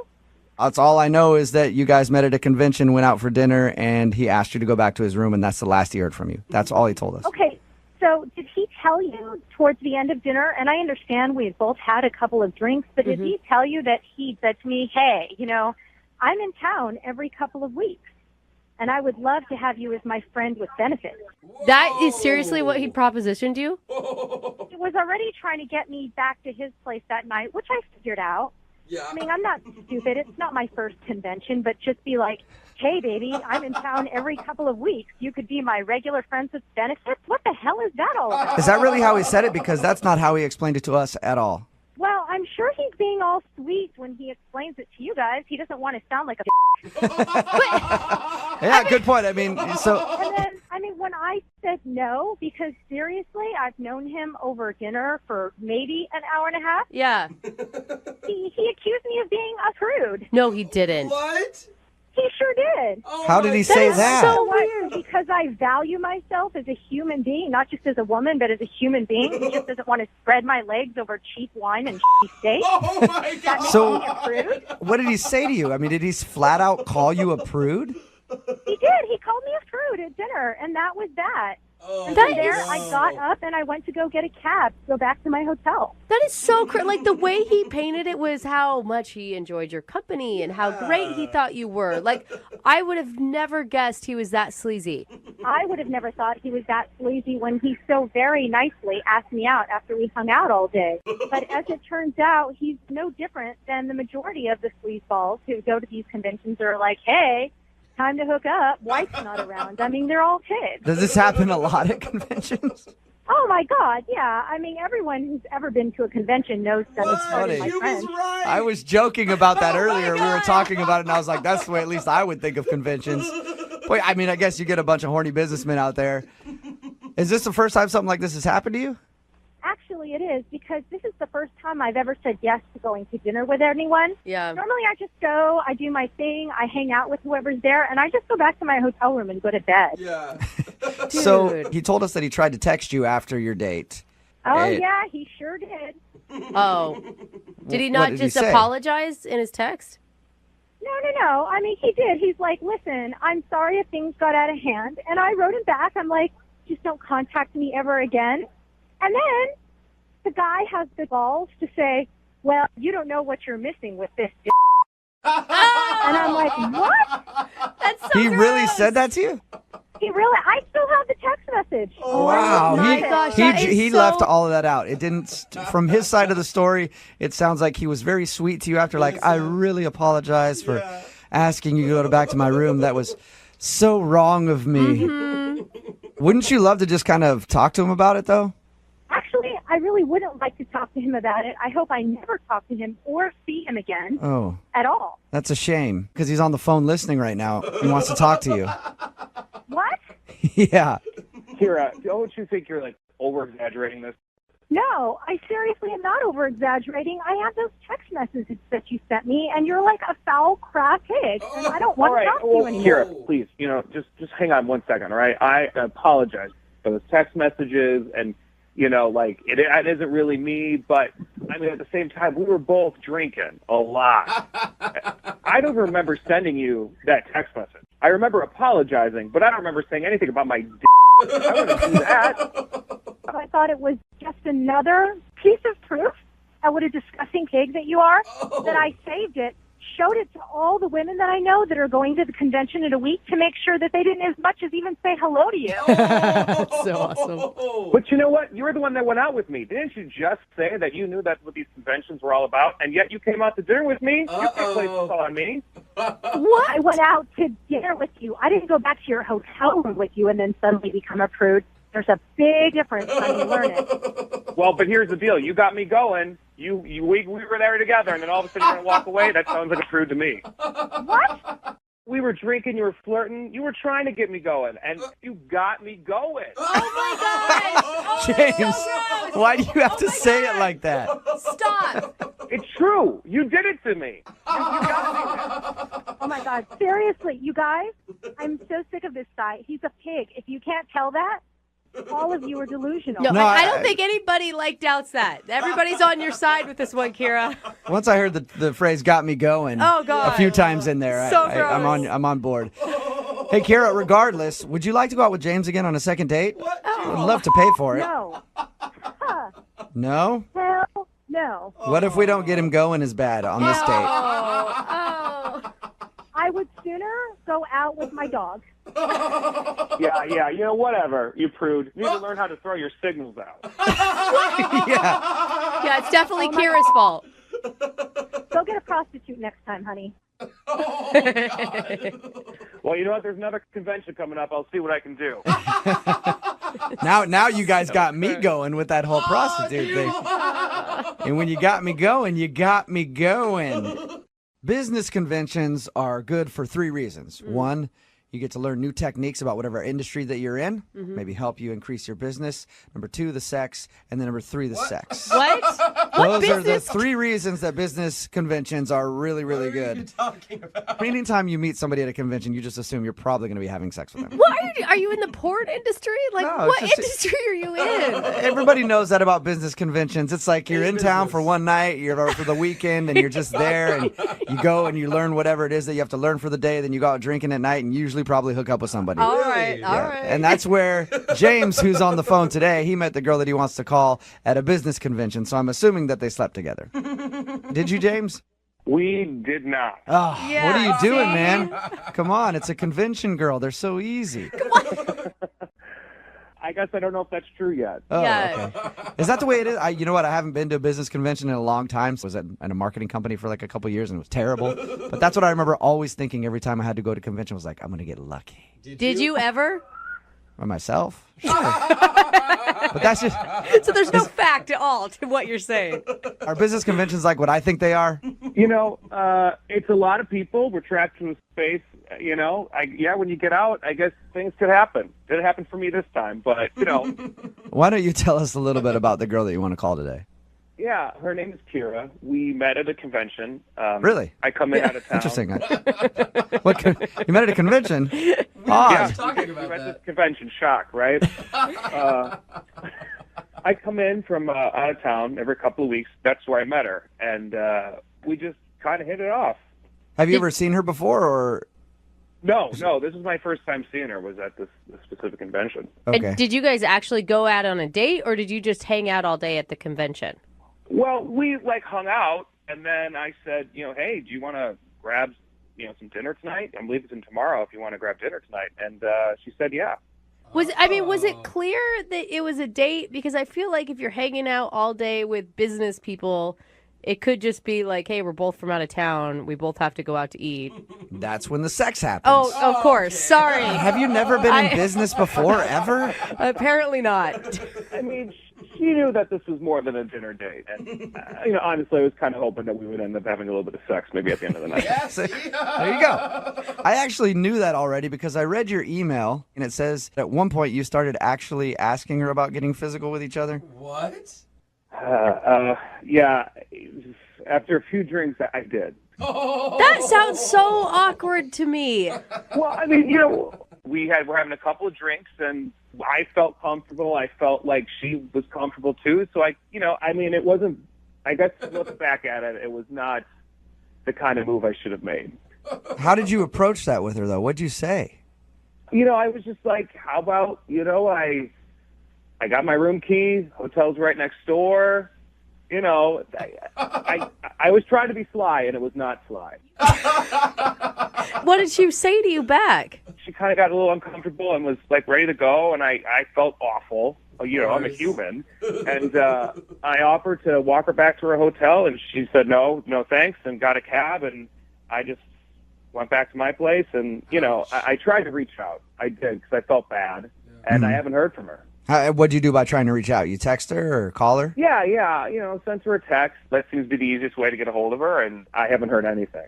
I think the problem was that you actually asked her to like go to your hotel. You know, everybody knows the way you approach that is you just slide your room key across the table and wink 3 times. So gross. Lesson learned. And then you go, and then she'll just pick up on that hint. I mean, like, you know, like all joking aside, I really, really liked this girl. And I mean, that's why I wrote in, because I want to try to make this happen, you know? Okay, so do you want to apologize to her for being maybe a little too forward and then ask her for a second date?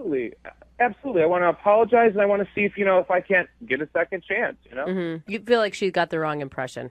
Yeah, you know, that's not really me. That's not really you, but if she would have said yes to going back to your room, you would have absolutely done it, right? So it's you sometimes. So sometimes that's really you, but you would actually like to date her. I mean, there's 2 sides to each person, right? Yeah. Before all that happened, I really do think we had an actual connection, and I'm very interested and attracted to her. So you think you just messed up by trying to get it back to your room same night that you met her? I totally messed up. I mean, you know, we were drinking, and I mean, you know how it is. You take signs that might not be there, you know? Yeah. All right, well, we'll play a song, come back, call her, and get your second date, all right? All right, thanks. All right, hang on.